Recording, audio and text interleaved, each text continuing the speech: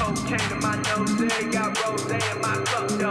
Started climbing my pole, she got me locked in on cup though. Cocaine in my nose, got rose in my cup though. Started climbing my pole, she got me locked in on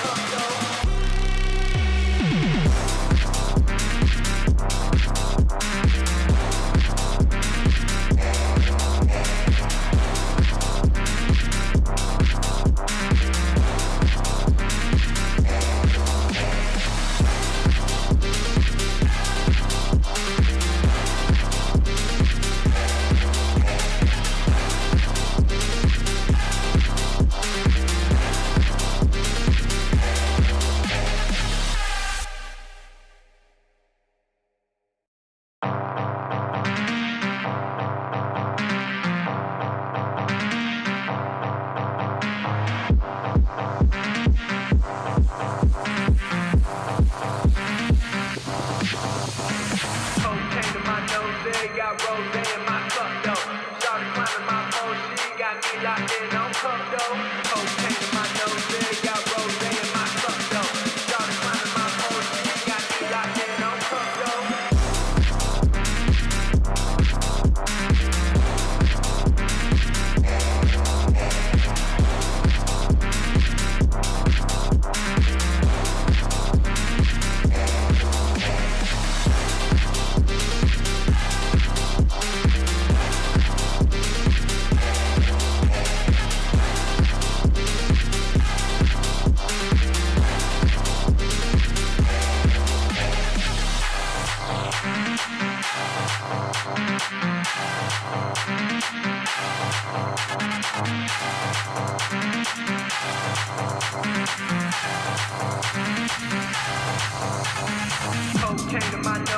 got rose in my cup though. Started climbing my pole, she got me locked in on cup though. Cocaine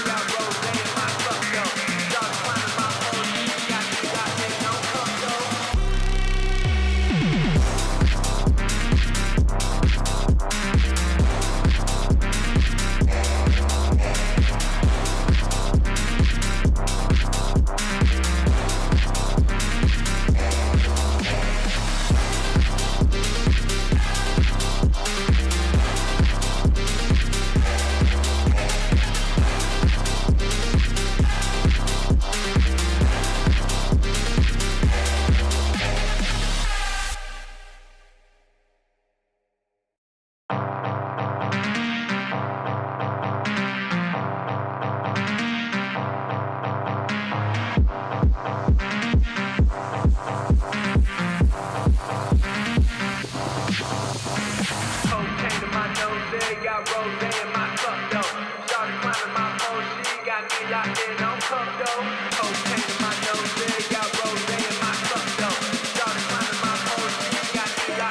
cup though.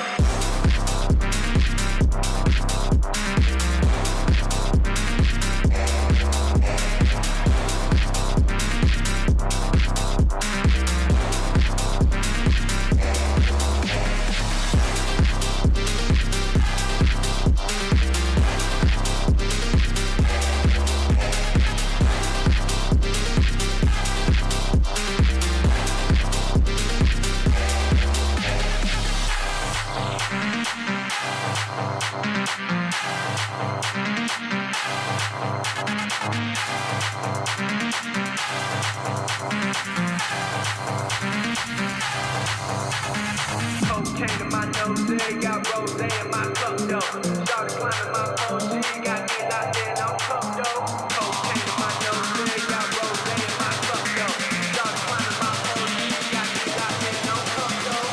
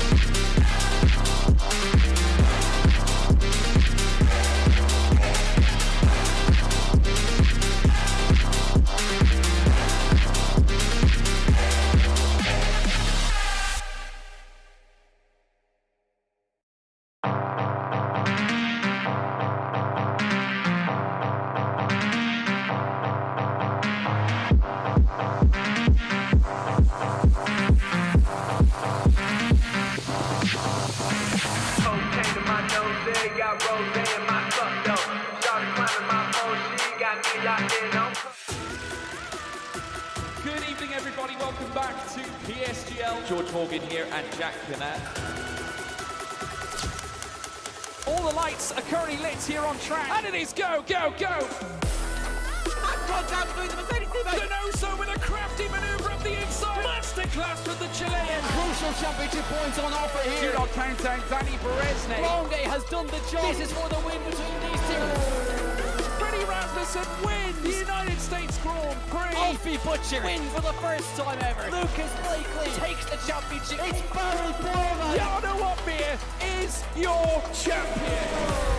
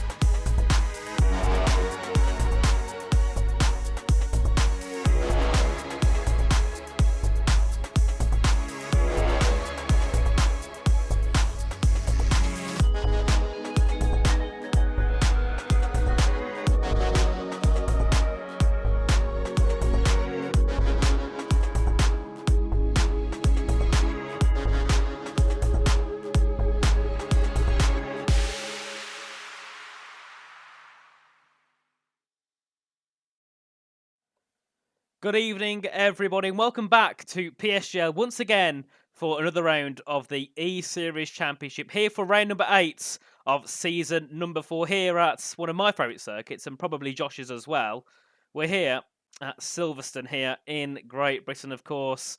A brilliant track, one of the oldest on the calendar, of course, was the track which had the first ever Formula 1 race, of course. Many changes over the years, nothing like it was 70, 80 years ago. But Josh, this is a track where all the drivers know well, so qualifying and the race should be so close, and probably closer than we've seen at some of the newer tracks. Absolutely. A track which dates back to the days of Big C being back in university. It's historic, it is fantastic, and we absolutely love to see the Silverstone circuit back once again. It's got a couple different quirks in this year's game. Obviously, resurfacing has made it a little difficult to laser scan, but okay, let's stop beating around the bush. There's a few bumps on the circuit, to say the very least. You'll be lucky if you don't get sent into the stands like a certain Zhou Guanyu, but nevertheless, it's still a very fantastic circuit. For racing, it's a great one to do qualifying in. And then, of course, you've also got the mystery of a bit of added rain here or there, which could certainly throw up a couple instances in the work where you might not necessarily feel like you were on for a great time, but because the track conditions changed so quickly at Silverstone, given the wind, the way the tarmac is, the fact it was an old airfield, and sometimes some of that jet fuel can take effect into how the concrete really tries to set. So many different things. I'll be quite honest with you. Maybe not all of them are represented in game, but it's certainly something that we're going to have to keep an eye on, because it could be absolutely fantastic here today. It certainly could, and I hate to interrupt you, Josh, but we've had a raid, and I believe it is from McLaren Shadow on the Twitch side, so thank you. Well, I believe it's McLaren because we got the Shadow raid and then a picture of McLaren, so thank you if it is McLaren for the raid, and if not, whoever it was, thank you very much indeed. And we are in the session, and before we head our way in, because we've got a very interesting start, we're just going to have a quick look at the standings here for this evening. So, Ferrari, yet again, are leading the standings and looking to make it 3 seasons in a row where they take the championship here in E-Series. Red Bull dropping back down to second after definitely a poor performance in Imola. They're on 227 points, and our Race Clutch still in third on 213. And then Aston Martin in fourth, ahead of R8G in the top 5. And also, we can see the likes of Veloci Academy and McLaren Shadow really closing in now on those top 5 positions. So it will be a key round for these two tonight to see what they can achieve. And then Tatum Racing in P8, and then we have Thomas Sheng Racing in P9, and Williams still in 10th. Still, Josh, 7 rounds. Listen, home Grand Prix, mate. Home Grand Prix, Williams bringing it home 1-2, okay? No no BS, no jokes. I can see it happening. I can genuinely see Williams having a very strong result here. Maybe not the 1-2, but certainly strong because we've had yet another little mix-up in the qualifying. A little bit of rain being sprinkled out on track. We saw Angelo going brave, trying a wet compound tyre to get out Q1 last week at Imola. And, you know, it wasn't necessarily as light of rain as this, but he certainly did a good number to save a set of intermediate tyres before approaching into Q2 and Q3. In the end of the day, he didn't need it in Q3, but at the same time, he was prepared. He forward fought, and he was able to understand the position he was in. Veloce Academy, already with both cars out on circuit, on the intermediate tyres. If it does get worse throughout the qualifying here, they might be fighting an uphill battle. Definitely, and if it does get worse over the session, they might be in the best position, considering, of course, Liam Stevens will be the first one to go on a lap. And as we watch this opening lap here with Liam, we'll just have a quick chat of who we got on the grid here tonight. So, Race Clutch have Reece Linton and Delaney Papinta, one of their normal lineups. So we got Aston Martin with Jan Halliday and Duncan Hoffland. Liam Stevens and Leo Lund take to Veloce Academy with Thomas Ronhaar and Tamas Schell, a very strong lineup for R8G. And then we have John Evans and Barry Burmand in the Ferrari seats. McLaren have Jack West and Shimon Lukomsky. Then TRT have their newest driver, Leonardo Tonelato and Angelo D'Ortenzio. Red Bull, Freddie Rasmussen returns alongside Declan Barrett. TES have Nelson Alves and Daniel Kaya. And finally, Williams with an all-Spanish lineup yet again with Ruben Pedreño and Iker Baena. So, Josh, yet again, we've got a very good lineup, but Red Bull, they've got to bounce back from their poor performance in Imola, haven't they? And Freddie is the perfect one to do it. Yeah, absolutely. You can tell they've come back with a little bit more intent, but at the same time, they're not the only team to really try and pick up and change the game a little bit. RG, keeping Ronhaar in, chucking him in again, having a little gander, having a little look, see how he's going to be able to improve. And Ferrari not feeling necessarily safe enough because, of course, Red Bull, they've got a formidable duo. Yeah. Jarno Opmeer, Freddie Rasmussen, at their disposal. It's going to be a little bit touch and go, I think, now between Ferrari and Red Bull to see which one of them is going to bite first and commit to using both of their drivers for one of these races. Because, of course, Nicholas Longe, Barry Boromad, phenomenal team. We've seen it time and time again. We saw it last week. This time, we're thinking, right, since Red Bull are only going to use, Freddie as their star driver, we'll only use Barry, and we'll see how that one works out. But again, another one of those things, if anyone was here on board Wednesday, a little bit of an argument happened between those two over some driving standards around Mexico. So, keeping in touch with that and keeping in touch within the rest of this PSGL community, perhaps some more fireworks could be let out here later today. Of course, as we do see our first times set on the board, and Liam Stevens will set to the first time with a 1:35.277, with Nelson Alves going over a second quicker with a 1:34.0. Well, a 1:34 flat completely. We'll see what can Lenny Papinta do here in the Race Clutch car as he exits the final corner.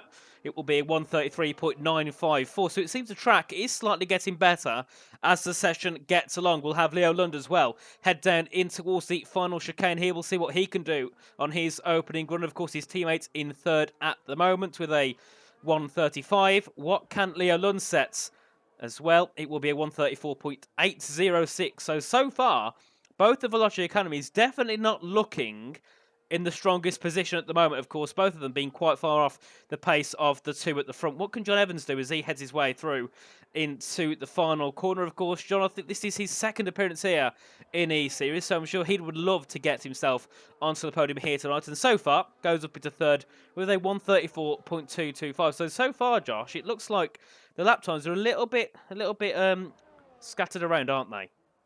Yeah, and it's one of those where over the course of a session, drivers will pick up a bit more confidence, pick up a little bit more pace. And that's exactly what we're starting to see here with the likes of Freddie Rasmussen. I'm waiting to see what Barry Burmand, waiting to see what Tamas Schell, Thomas Ronhaar, Duncan Hoffland are all able to achieve out of their lap times. Because you can imagine that time to keep falling away as these cars go around. The Inters kick up that water to make that racing line just a little bit drier. But we're all excited. We're here to see what happens. Reece Linton once again showing us that track evolution progressing throughout the course of his session. 12 minutes left to go. It's very much up in the air. We've already got a comment in chat from Maximilian Lurkhart. You know him, you love him, a great friend of yours, Nathan, saying Leo a Q1 exit, there we land. Well, could be. I mean, but which Leo? Which Leo? Because we've got Leonardo and Leo Lund. I believe he's talking about Leo Lund because I know you'll defend Leo Lund, with your entire heart. You'll go out on a shield with a sword through yourself. Yeah. Leo, we've got to talk I mean, about him, right? in F2, he did top 10 last night in quali. So Yeah, he's getting there. Genuinely, there's potential there. He's keeping himself clean. He's just moving himself forward slowly throughout. Very similar thing can be said for Jack West over in the McLaren camp. Another very potentially quick driver. We saw it before. We see it time and time again. Drivers have those moments. It's just about being consistent with it. And Leo now seems to be pushing himself to be a bit more consistent with it, as we are seeing Declan Barrett, bless his soul, pushing that car the absolute limits, isn't he? Pushing it beyond the limits there. Massive slide heading through into the exit of Maggots and Beckett's. And we'll see what he can do as he heads his way through Stowe. Yet again, a massive slide here from Declan as he heads his way down to the chicane. So far, Freddie, his teammate, up in second. Now, what can Declan Barrett do as he heads his way through out of the final corner? And that will be a 1:33.721. He goes second fastest there, just ahead of his teammate Freddie Rasmussen, and just behind Reese Linton. And Race Clutch, yet again, Josh, are a team you have to talk about. They've had, obviously, what could have been a 1-2 in Austria, fail to a 3-6. Then they had Reese Linton 8 in Q1 last week in Imola. But at the moment, fingers crossed, they can get into Q3, because so far, they're looking decently quick, yet again. Yeah, again, it's one of those things, isn't it, where it's been ever since that Alpine changeover and, Alpine going over to G2 Race Clutch, disappearing from the fold there, they've just seemed like a whole different entity, haven't they? Something's clearly clicked with Race Clutch there to be able to pick up a performance, understand a bit more about the game, and push further on. Yeah. Not only is Reese doing well, Lenny's doing well. And let's be quite clear about it. It's not just those two drivers in the camp as well. The engineers seem happier. They're pushing harder. They're looking for more. Exactly as Lenny Pinter's done. The track is still drying up, though. Let's remember that. These times will all increase. It's a matter of when, not if, to be quite frank with everyone at home. So it's going to be interesting to see where the times really stop towards the end of the session and which one of these drivers, if any, feel comfortable enough to call it into the pits. But Jack West here, just about to come across the line, up into P9. Not a lap time he's going to be too happy with. But again, it's a time which he knows he can improve on later in the session. It's all about building that confidence for these drivers. Certainly is. We see Jan Harde here up by, I believe it was 6/10 in the second sector. So he's also looking to get himself up into that top 10 comfortably as he heads his way through into the final couple of corners. Now we'll see what can Jan Harde do here for Aston Martin. Goes up into second place with a brilliant lap time indeed, a 1:33.508 as Duncan Hoffland goes up into third place. What can Ika Bayana do here for the Williams team? His teammate is in 15, Ruben Pedroño, and a 1:34.4. Let's see, can Ika get himself out of the drop zone? Currently 19th, will move up into 16th. That is certainly not the type of lap time that Ika would have been looking for. And Williams still down in 10th place in the championship. They don't want to be out in Q1, as we do see Tamas Gal go up into second place, just behind the back of Lenny Papinta.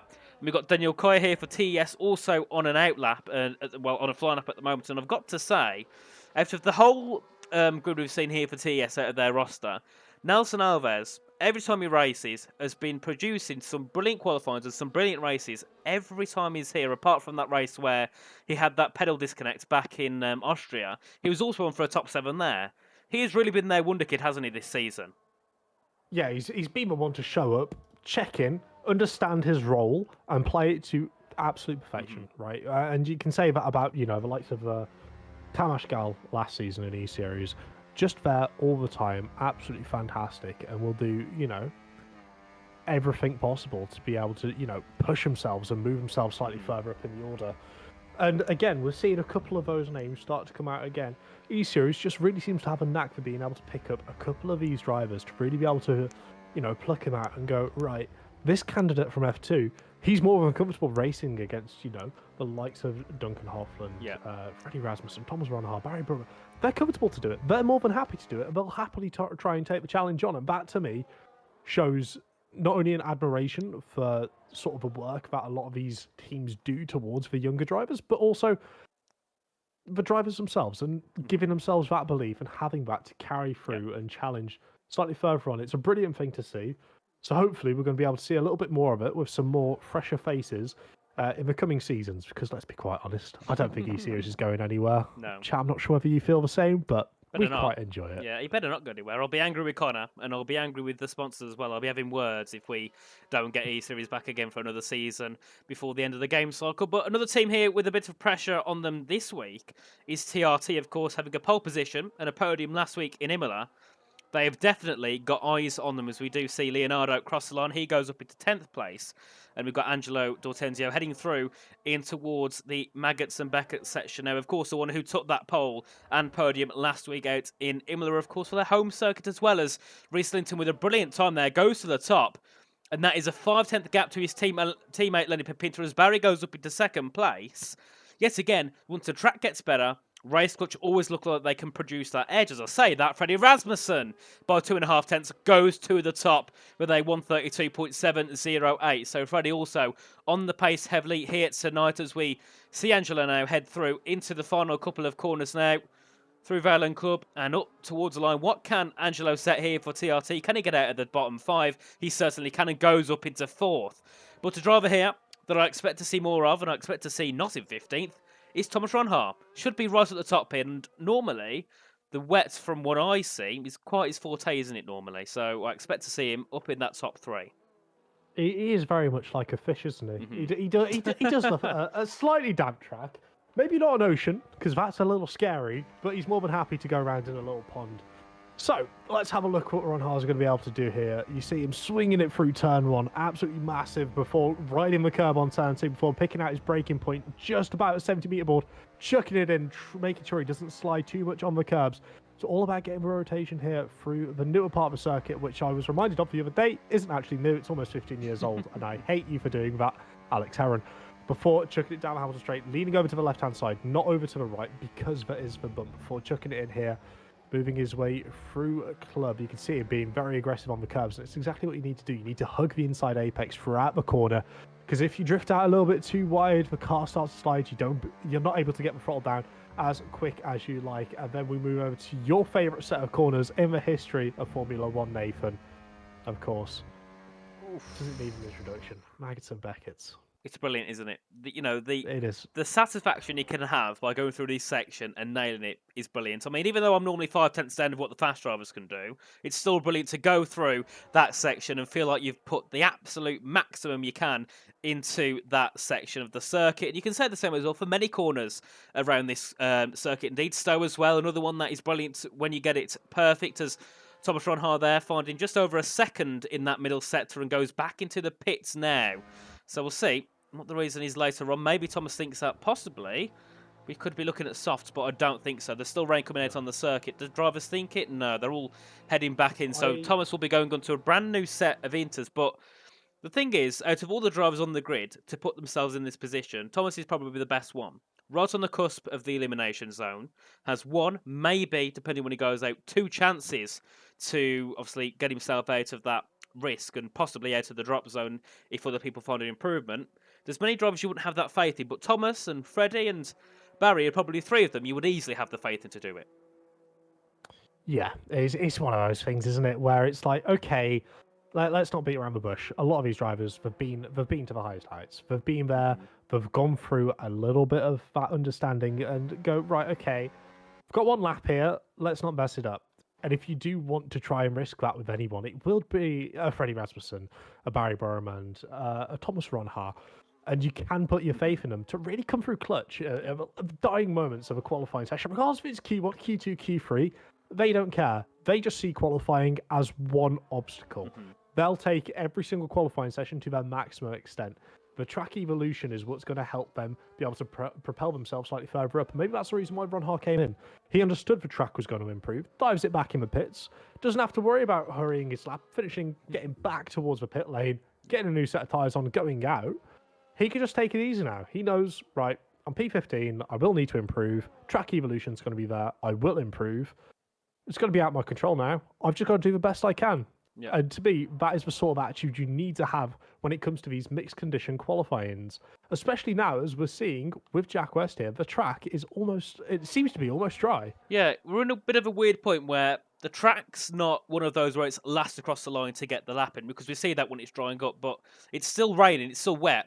So you've still got that element of skill involved, which is why we've seen people who have recently set laps only be around 10th or maybe be a little bit lower, because you've still got to have that element of driving in these conditions. But you can see Jack there slowing down, of course, wanting to warm up the tyres on this game. You can't do the brake dragging, you have to warm them up manually. As we see Jack now exit the final corner and begin his final run of the session, and of course to kick off the end of Q1. And the two teams currently in the drop zone, along with Williams, are Veloci Academy, both of them, and both of the McLarens. And as I said earlier on, these two, Veloci Academy and McLaren, are the two teams right on the cusp of that top 5. So for those two teams to go out in Q1 would be a big, big shame, considering how well they've done over these past couple of rounds to, get rid of their mistakes and try and push for that top 5, and maybe even try and push for a championship position to get themselves near the top. But so far, it's not looking too comfortable. Jack has found a couple of tenths in the first sector, but considering that Freddie's nearly 2 seconds quicker, he needs to find a lot of time here. Yeah, and a lot of that time will come down towards the middle sector, of course. You've got Cops, Maggots, Beckett's Village. That's an awful lot of time you can find being on the right tyre at the right time. Now the track is somewhat cooled a little bit further, less rain, starting to get a little bit more rubber placed down. So that is ideally where Jack's going to be looking to try and push The rain himself stops. a little bit further. As, I'd say the rain has about stopped. So, for those who are just about to start the lap, it might turn around to be more of a managing your intermediate tyres rather than trying to nail a lap here. Yeah. Because we've got to make sure the tyres stay cool enough so they still offer a great amount of grip. In comparison to it overheating, sliding around a little bit too much, next thing you know, you're facing backwards coming out of Stowe. It's not the perfect look. Trust me, I've been there. We've all been there. As we do have Ishmael Fassi in the chat as well, saying Jack West Prime, he can be ice cold. Is he going to be ice cold across the line here with his final lap in Q1?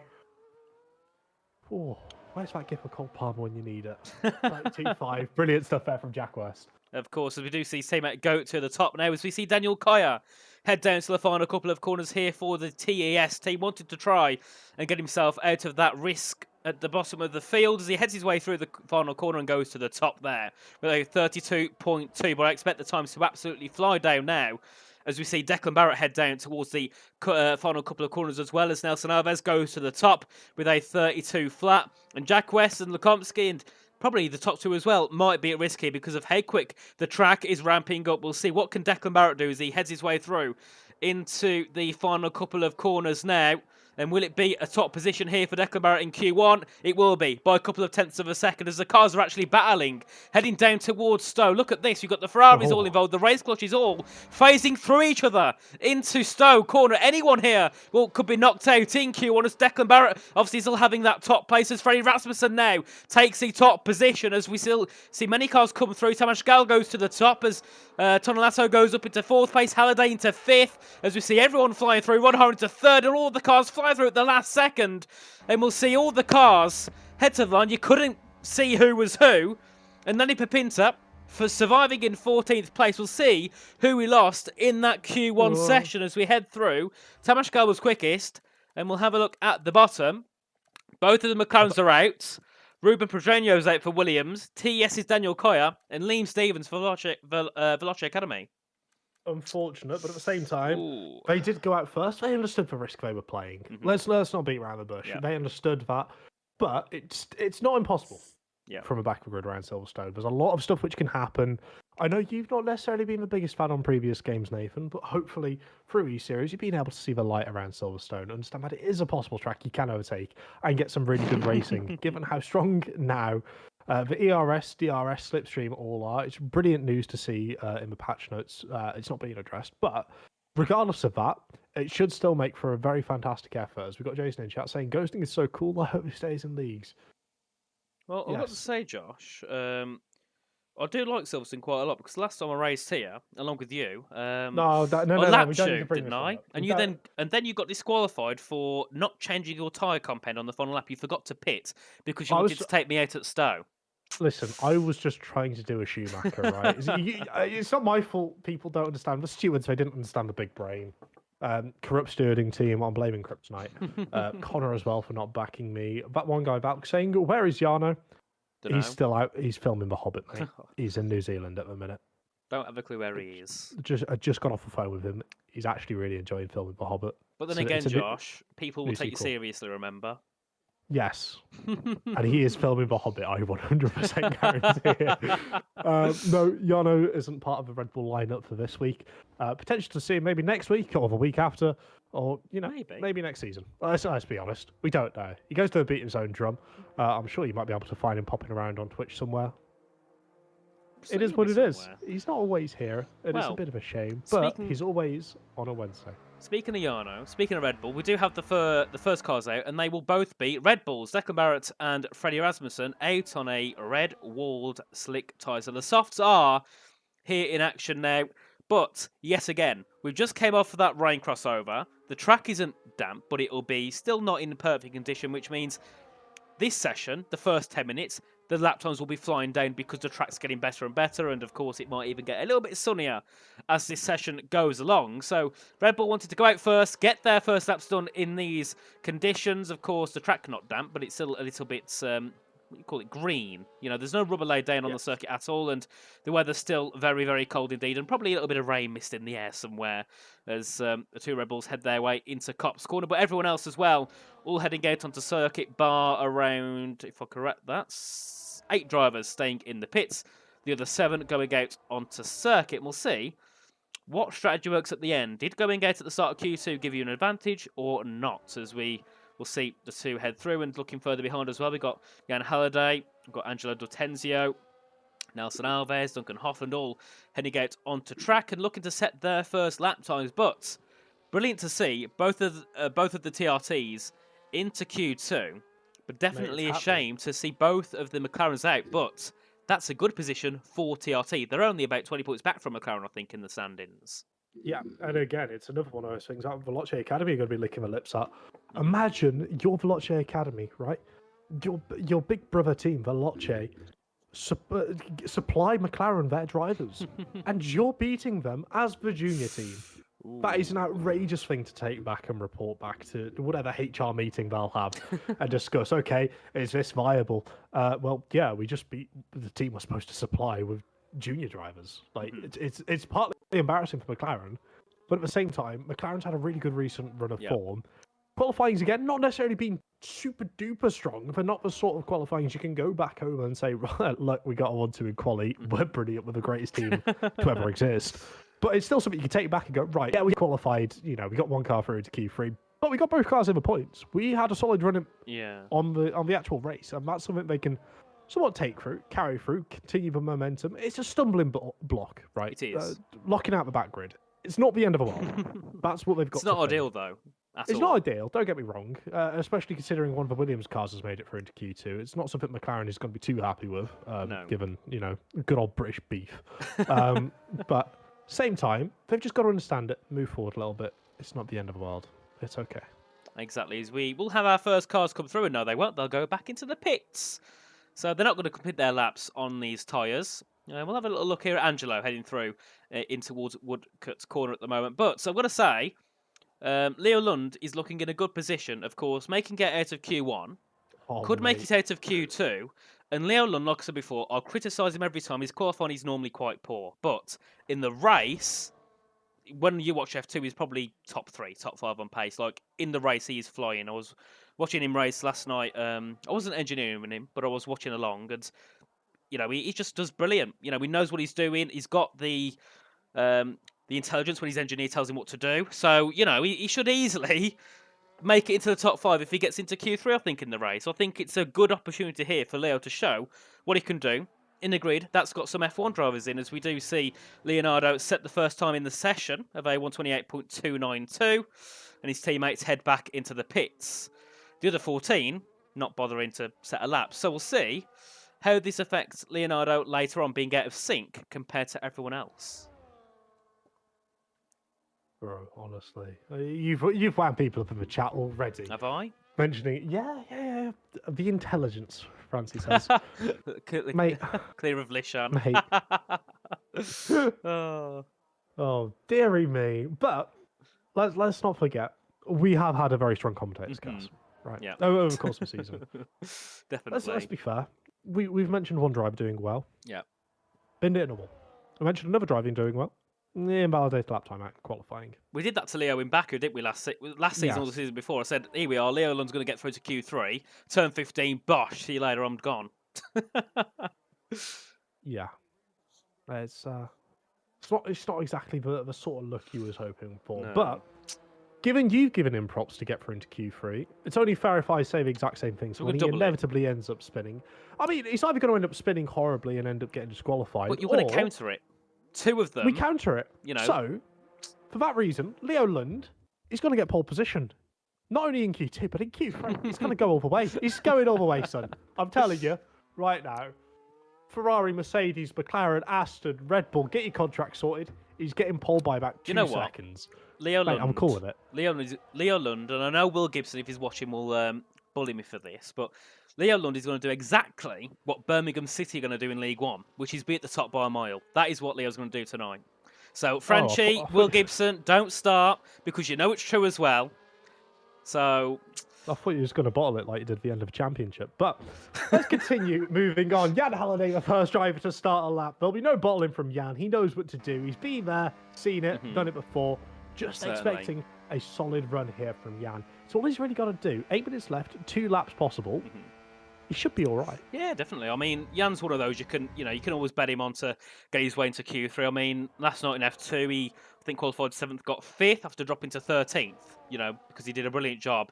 He did a brilliant job in that race, especially on that new stint. I think he went to the mediums at the end. So, yeah, again, Jan shows he's got the race pace. So we'll see if he can do that again tonight here in Silverstone. Depending on where he qualifies, of course, he'd definitely like to be in the top 10. Along with his teammate Duncan Hoffland, I think he's definitely a driver who we can look at for a top 3, top 5 in quali and the race, because he's always, especially on this game, he's been brilliant, hasn't he? Absolutely superb here from Duncan Hoffland so far. So we'll see what Jan Halliday can do, but I'm going to have a little look at Freddie Rasmussen, who will be the first to set a lap here, or the second to set a lap here in Q2, and we'll see what the Red Bull man can do. Of course, Kota, when he made his appearance, didn't quite go to plan. He rage quitted in quali in Q3, got 10th, and then because he had an issue with his brake, he also straight lined the wall at turn 1.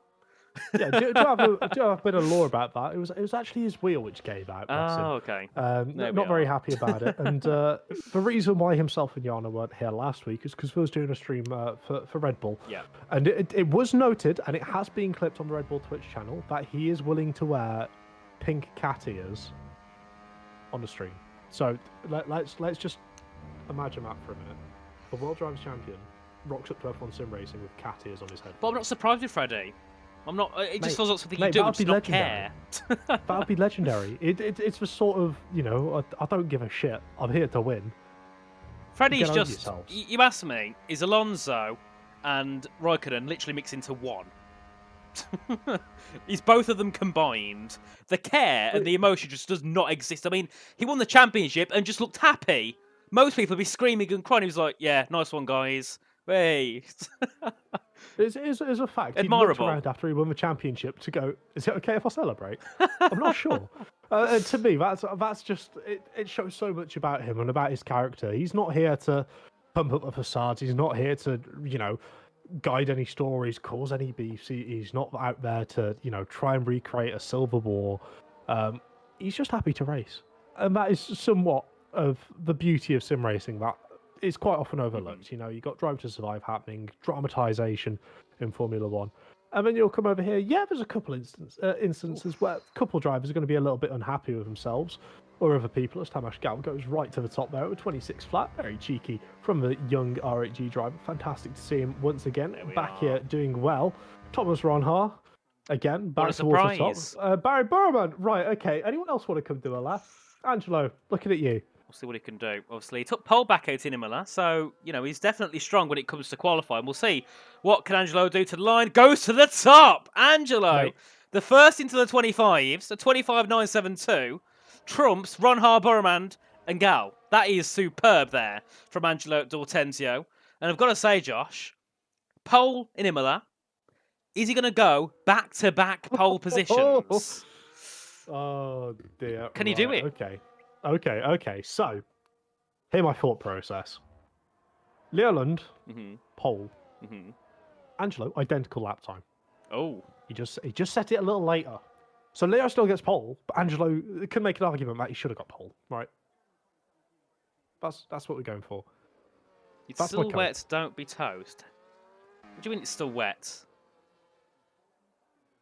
Yona, mate, you licking the track surface doesn't make it wet. I mean, I think Yona still has a dry. point. I think he knows a lot more than what we know. Oh, absolutely. but I He's, mean- he's got the equipment, he's got the software. We're sitting here looking at a grey piece of tarmac going, is it dry? Probably.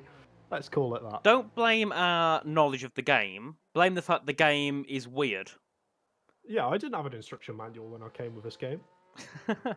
PSGL literally ordered me with the game, and it's like, okay, cool.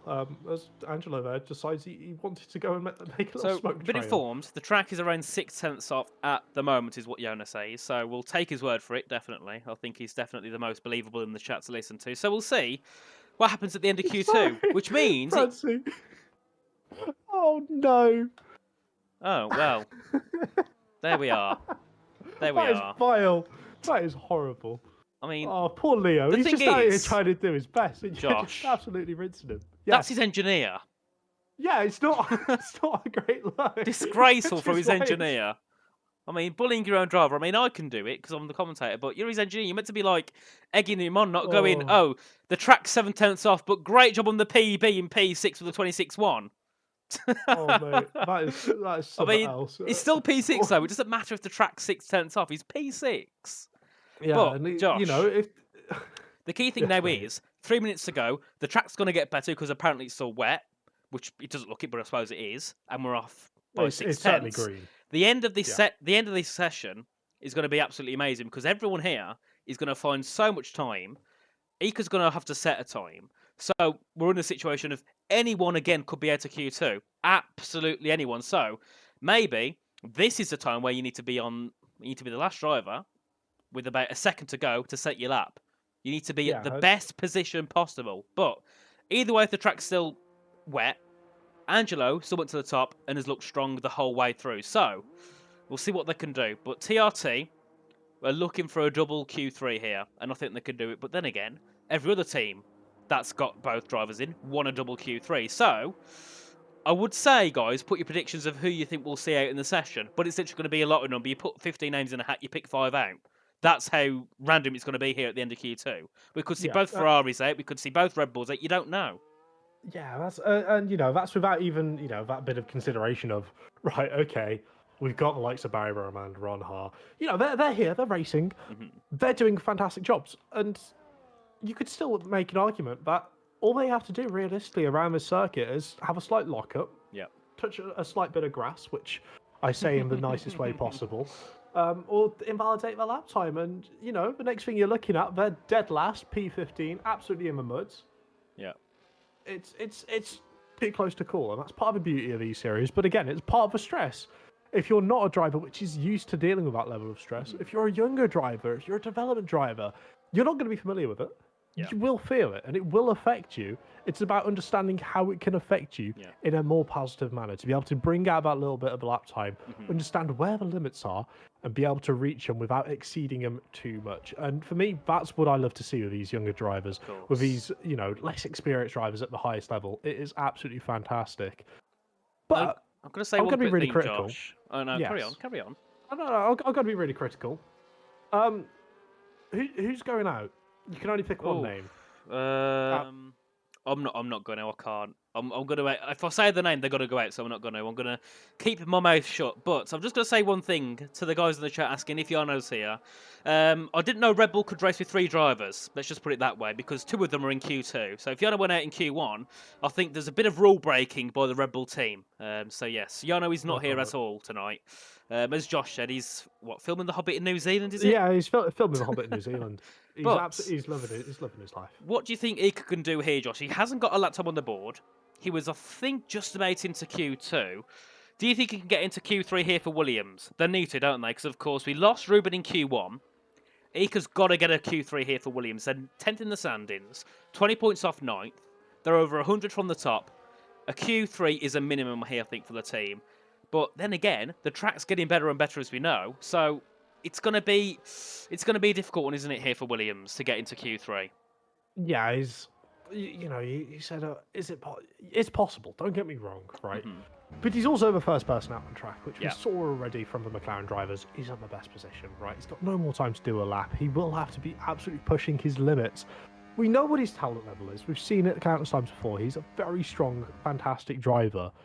Unfortunately, something's just not gone right about Williams' camp. But let's not beat around the bush. Miracles can still happen, as you see him absolutely sending it through Stowe there before approaching up here in towards Club, using all the track possible. He's leaving nothing on this circuit whatsoever. Expect him to hop up towards the top of the time, if not at the very top. Just comes across the line. Brilliant stuff there. 6 tenths improvement. That's the lap time improvement. You're talking about John Evans. Reese Linder not able to find it. Maybe a little bit of reverse jinxing has worked. It could have done, as we see Tamara Scout go up into P4 there, as Free Rasmussen goes to the top. Let's look at Leo Lund. Can Leo Lund get through to Q3s? We see Barry Borremand up to that P1 position. Will Leo Lund go to Q3? Yes, he will! P5 for Leo Lund now. Thomas Ronhar going to get into Q3, of course he can. What about Duncan Hoffland? He does get his way into that top 10 for Aston Martin, but the discourse of his teammate, Jan Herde, won't make it through, and he will start in 11th place for the Grand Prix. So a very quick ending to Q2. And we also lost the Red Bull, Declan Barrett, along with Lenny Pinta. Now, that's a big loss for Race Clutch, along with Nelson Alves and Leonardo Tonelato there. Absolutely. 5 big names out of Q2, I think, there, you've got to say. Yeah, absolutely huge. You've got to consider as well the effect this can have on the standings. Not only do you have Barry Borremand up towards the front, but John Evans sneaking himself through in P7 gives them that little bit more of an advantage they need. And then it starts looking, right, okay, you've still got both your RHGs there as well. It's going to be very much fighting with one hand tied behind the back now for Race Clutch and Red Bull for the race start and the first stint of a race. But there's still a Q3 which can decide how tight that restraint is going to be. Because if they're able to get up towards the front, you can expect maybe a little bit of teamwork from both Race Clutch and Red Bull. Not necessarily in like a cohesion manner, but it's in a track mate manner. Understanding, right, okay, we want our teammates up here, so it's more of a fair fight. We're going to do everything we can to trade DRS, trade battery, understand exactly what's happening, and then be able to push ourselves even further. But I feel like it's only fair to congratulate Leo Lund on his, well-earned PB. Yeah, Leo Lund's got a new PB, so congratulations to Leo Lund. World record next up. Is he going to go for triple PBs in a row? PB in Q1? No. A PB in Q2, another PB in Q2, and then a PB in Q3. Is he going to break it for 3 times and possibly go into pole? Because it's looking like it could be possible here for Leo. He was only 10th and a half off on his lap, but we do have a few cars out already onto circuit, and that's being Reese Linton and Ika Baena, and of course a very nice lap time. I think Ika was up in 4th at the end of Q2. Definitely the type of result that Williams need, and of course Q2 doesn't mean anything if you make it through, but it shows you've got the pace to fight for that pole position, or at least be in that position to fight for that top 5. So we'll see what Ika can do. Of course, would like to make it into the top 5 for Williams. They need a top 5 result. A win would be perfect, but I'm not sure if that will be the case here for them tonight. You never know. But Reese Linton as well, a big shame. He's on his own here in Q3. Race Clutch, they're 3rd in the standings. They're about 40 points back off of Ferrari. They got Lenny starting 13th and restarting at least in the top 10. But then again, he's only 3 points off the top 10. He's not that far away from the big points. Of course, you get points if you finish 20th. You know, you get 1 point for 20th. I think it's 35 for a win, of course. With I think pole position gets a point as well or 2. So Lenny's still going to get a decent amount, even if he finishes 13th. It ain't the end of the world, but he wants to be in the top 10. He wants to be fighting for a podium, like he's done, I think, on 3 occasions so far this season, as we do see Ika head back into the pits. And Reese Linton will go ahead with this opening run. So we'll see what Reese Linton can do. And I've got to say, Josh, this Race Clutch livery is absolutely beautiful, isn't it? We can discuss that off camera. But one thing which is undeniable is the pace they've had. Absolutely fantastic stuff from Race Clutch. Unfortunately, only getting the 1 car through, but we know Reese Linden, we know what he's capable of. He's going to be aiming for pole position here. He has everything in his power to be able to go and grab that pole position. It's very much just going to come down to a matter of how well he's able to execute the moment. You'll notice the rest of the drivers, all in their pit boxes still, but they're waiting a little bit longer to make sure the 2 runs they do get are absolutely perfect. But with all this being said, there's a little bit of waffle. We know the Josh Mandatory waffle's coming out, so Will Gibson, if you could unmute for this bit, it would be absolutely lovely. But understandable if you guys decide to press the mute button. It'll only be for 10 seconds because we do have a very special viewer here today. don't we, Nathan? Do we? We do. Who? Your grandfather. Oh, yes. Oh yes. my word, he's forgot already. It took him 10 minutes to find it on YouTube. I had to get my nan Come to get on. the camera up and on FaceTime and say, right, click on that one, and then at 7, click on that one with the green car. Yes. And you'll get onto it. But it's very nice to have the grandfather of the Richards with us course. here today.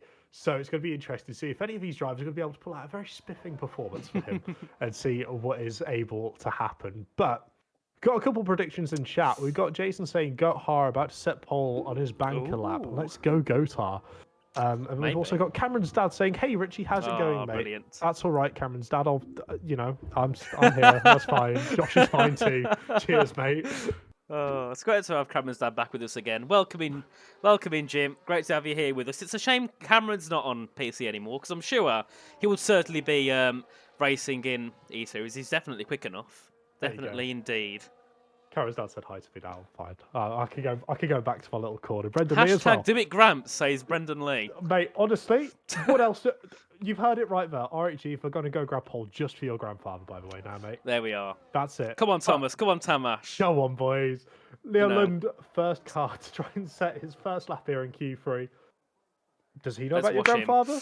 Does he have the power? I don't think he does, but maybe, he's got to he's got to get pole, hasn't he, Leland? We want him to get pole. I'm not biased, but I want him to get pole here. Yeah.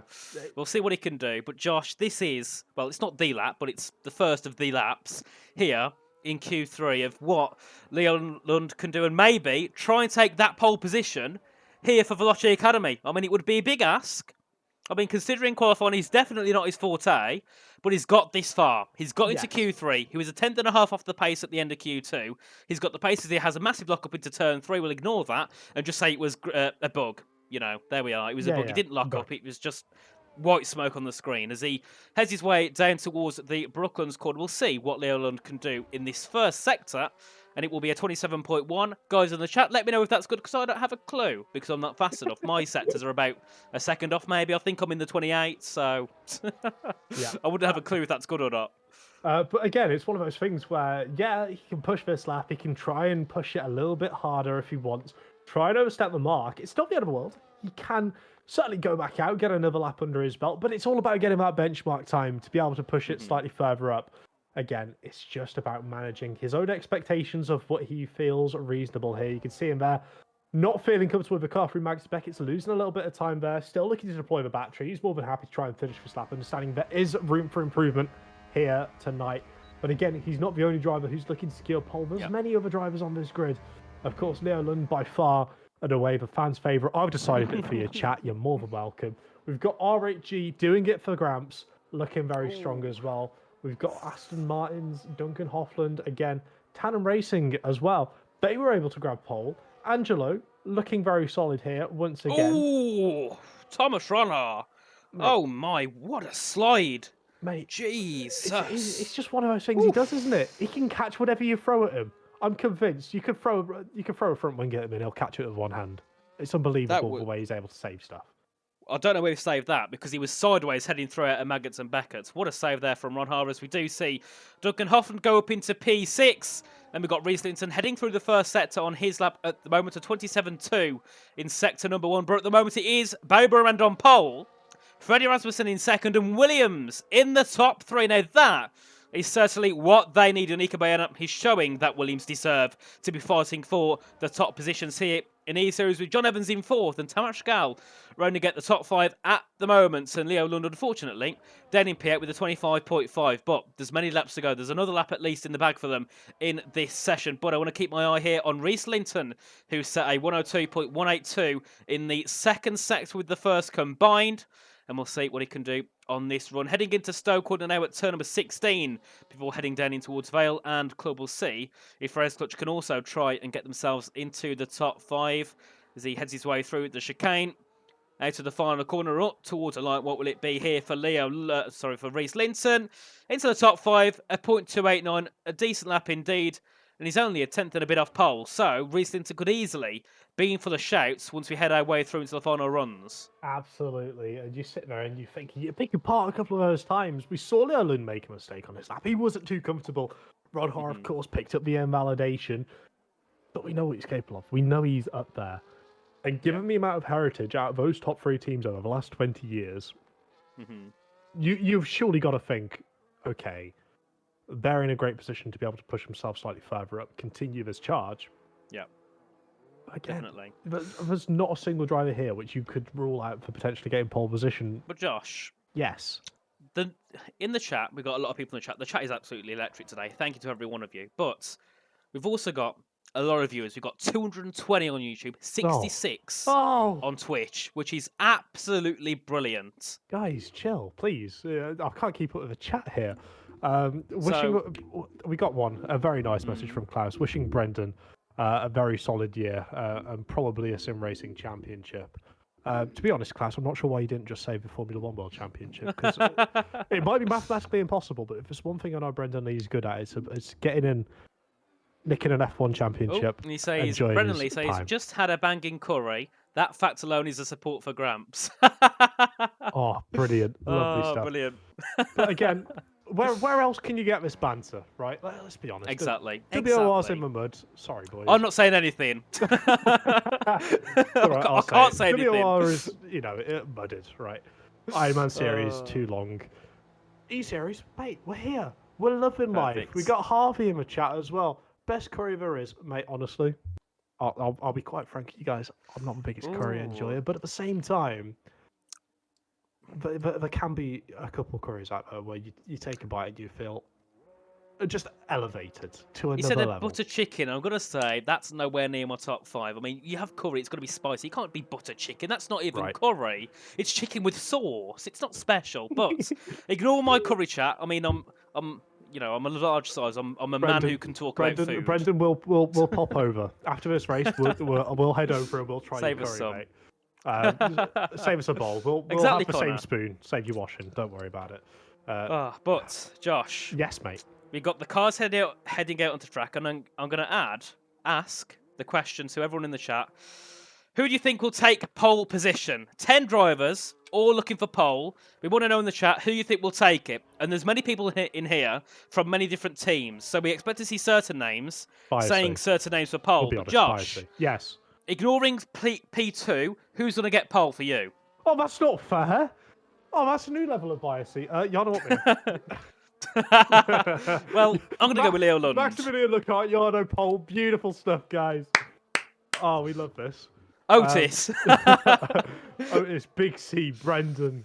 Mate, So we're we getting got them all. We're getting them all. Yarno, Angelo. Oh, Angelo. That's a good shout. Angelo. We got Big Ronnie for Thomas Ronhar. We got Chris St. getting pole. Come on. Ronhar from Cameron's dad. Jan Halliday. Rishan giving us his favourite type of rice. Dan Field. Dan Field for pole. David Possible. Spitzer. Goton Lee for pole. Okay. Says Brendan himself. Jan Halliday says Jan Halliday. Head back into the game, mate. But one thing I am somewhat got to be keeping an eye out for. No one said Leo Lund, mate. I He's did. here. You don't count. Anyway, Leo Lund, mate, he's grabbing pole. I'm calling it right now. But Barry Burman's going to be first driver across the line to start his flying lap. Currently sitting in provisional pole. Nathan, what's he going to be able to cook up here? Ooh, it's gonna be a close one, but I think Barry has got the pace to do it. But I'm still sticking with Leo Lund. But Barry is going to be second in line. Barry's going to be P2. Heads into turn 3, then into turn number 4, and of course carrying all the minimum speed through the corner as possible before getting back on the power through. In towards the first DRS zone, down towards the Brooklands corner where he finishes the first sector. What will Barry do in the first? He will be down by 1,000th of a second. Not ideal, but certainly that's not his lap over as he heads his way into Lovefield, and then of course exit of there in towards Woodcut and into Cops corner here now shortly. Oh, it's going to be a close one. But Barry and John, they'd love a 1-2, wouldn't they, call it here? They'd love it. I'm dialed in at the minute. I'm locked in. I'm focused on what John is able to do. Right behind Barry as well. Of course, no dirty air. He doesn't have to worry about it. It's just a visual impairment. And he is too far back to get a visual impairment. So it's all down to this. We know John is a very, very quick driver on his day. We know he's able to cook some majestic laps up. He's looking to try and nail this one here. DRS wide open. He's already up by about a 10th, which would see him move up the standings jump up a couple extra positions. Still down on Rasmussen, but he needs just a little bit extra, another half a tenth to see him matching what Barry is able to do. But Barry is about to come through the final couple of corners up towards the line. Where's Barry going to be able to put himself? And he retains provisional pole. John Evans next up there to make it a 1-2. Straight across the line, ready for Freddie jumps in between there to P4. Ikebanea there up to P4. I'm getting absolutely muddled. Leo Lund there with disappointing P7. Tamas Gallop into P4. Where is Ron Har in all of this? Well, that's what I'm going to be keeping an eye out for. He's the last driver across the line. Angelo moving up into P6. We've got Reese Linton next across the line. Jumps up into P2. Brilliant stuff there from the young man. Doug Toffland into P8. But Thomas Ronhar up towards the line. And it'll be a P3 for him there as well. Again, everybody predicted Jarno for pole. You might be eating your words there. Well, there we are. A very interesting ending to qualifying, and it will be Barry Burman on pole position for the Ferrari team, with Reese Linton in second place for Race Clutch, a result they definitely need. Going through into this Grand Prix with Thomas Ronhar in third and Freddie Rasmussen rounding out the second row with John Evans in the top 5. Only 2 thousandths separating Freddie and John. And then we have Tamas Gallop in P6, followed by Ike Baena in 7th, Angelo D'Ortenzio 8th, Duncan Hoffler 9th, and Leo Lund in P10. A disappointing result there for Leo Lund. But either way, it's better than he's ever done before in E-Series. So, Leo Lund in the top 10. But, like I said before, his race pace is something different. That's where we see the real Leo Lund in the race pace. But before we head back into the session, guys, because we've got to have our little retirement reset session thing because of the game being bad, we're going to have a quick word from our sponsors over at GT Omega and Sim Racing Centre.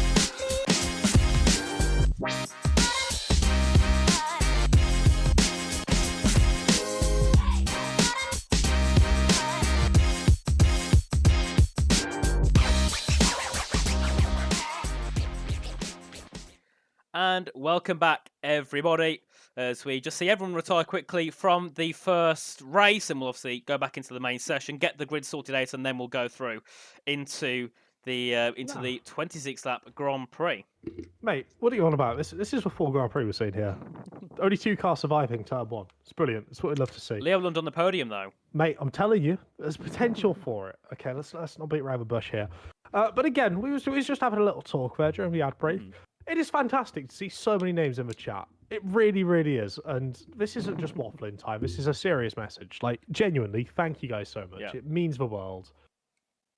Certainly. It is great, isn't it? It's absolutely great. As Brendan, Josh, what have you been doing? I was actually having a drink of a beverage from a 2 litre. My moustache was a little bit wet, so I had to dry it. Don't worry, Brendan. I'm not like that. I'm not built alternatively like some people in the community, unfortunately. But no, it is genuinely one of those things where, you know, you sit there and you look and you see so many people as part of this community all like band together and be able to come and have these banterous moments, have these jokes, have these little laughs. It's just fantastic. It's really wholesome. It's really heartwarming. And it's something your grandfather won't probably be able to see because he won't be able to open chat. No. I mean, I barely got him onto, so I had to get him onto YouTube on the TV for a start. Got me down on the FaceTime, got that sorted out, and I thought, right, I'm not going to bother telling him how the chat works because he's going to end up somehow reaching to some aliens in space somehow. So I thought, we'll leave it at that. And I could show him the chat next time I see him. We'll go, there you are. That's all the support for you in the chat. There we are. Yeah, exactly. But yeah. Grab a couple screenshots. We've got Brendan saying, I really dislike Otis. And Axel asking me if I'm Irish. No. Believe it or not, I used to live 10 minutes up the road from Nathan. We're from the exact same place, but you can actually understand my words. Oh, here we go. Jumping on the Will Gibson train. It's not the Will Gibson train. Will It's a Gibson. fact. That's what I'm saying. Will Gibson, every single time. Oh, the Brummie accent, the Brummie accent, the Brummie accent. Every single time. I mean, I've got complaints for it, but it's not my fault I'm a Brummie, is it? Yeah, it is. Just move. Duh. Yeah, just change my accent instantly. Yeah, just change. Exactly. Go on, give us an accent. What do you mean? I'm putting you on the spot. Give us an accent. I don't know. No, because that's no. I'm not going to be able to do anything right. No, come on. Is it for content? Think about the chat. Chat, come on. Come on. Give him an accent to say. Scottish. Scottish. Scottish. Scotland. I can't do it. No, I We've can't got do French. accents. French. Bonjour. Je m'appelle Nathan. Très bien. Sorted. There we are. Nathan Richards to race clutch confirmed. Brilliant. Exactly, mate. Love to see it. Love to see it.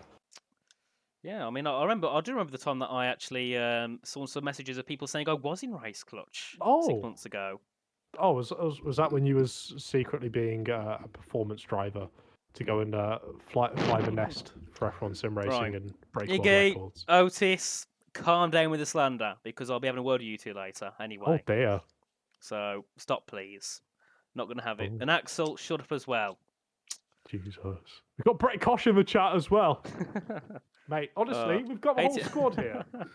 Got the whole squad. I swear to God, if I have to see another bounty comment about Brendan Lee, chat, you're having it.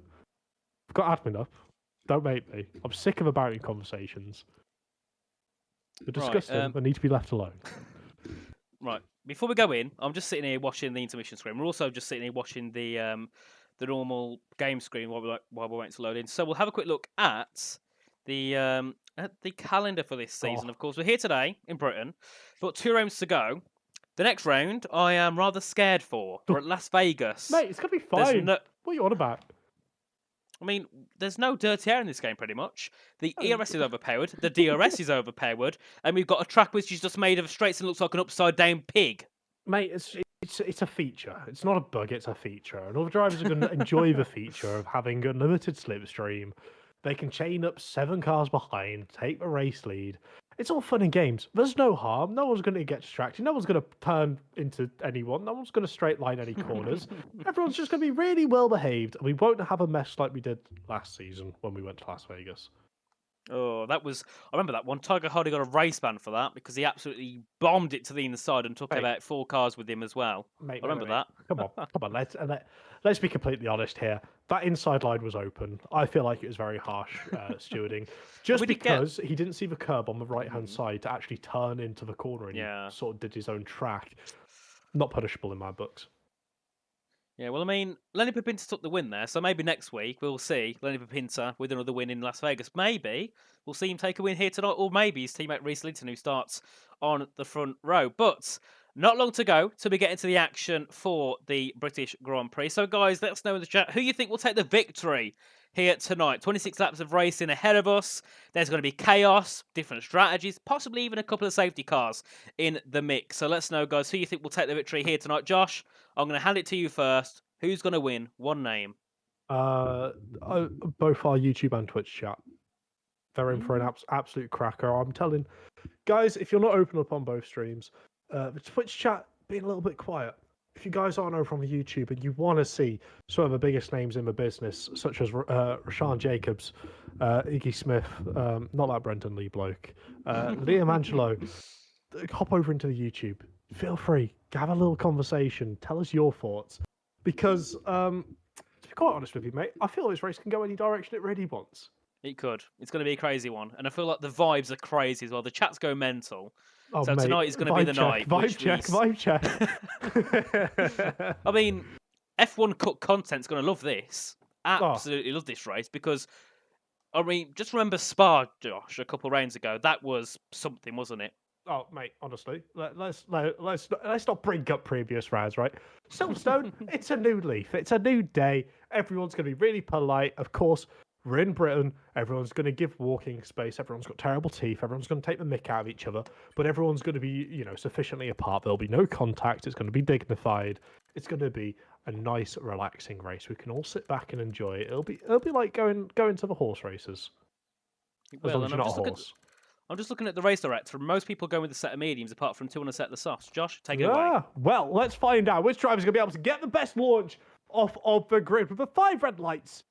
We're waiting, and they're out. And of course, you've got both red cars leading the way. Don't be mistaken, Race Clutch is towards that left-hand side of your screen, looking to try and pile a little bit more pressure on here for the Ferrari. Barry Burman currently leading the way. And we've also got Freddie Rasmussen making a very early move of the inside of Thomas Ronhal. We know these two battle backwards and forwards in F1 sim racing for a world championship. Of course, on that day, it went over to Freddie Rasmussen's way, but Thomas Ronhal's going to be doing everything in his power to be able to try and hold on to that position there for P3. Of course, he's got a long race to think ahead. He's got to somewhat try and plan, try and understand a little bit more about all these other drivers and their race plans. You've got slightly further back John Evans having a little bit of a squeeze on there with Tamas Gal, looking to try and make any sort of move possible. You've also got Duncan Hoffland trying to be a little sneaky, sticking his nose up the inside there of Club. I just had to remember that one there. It's not really great, is it?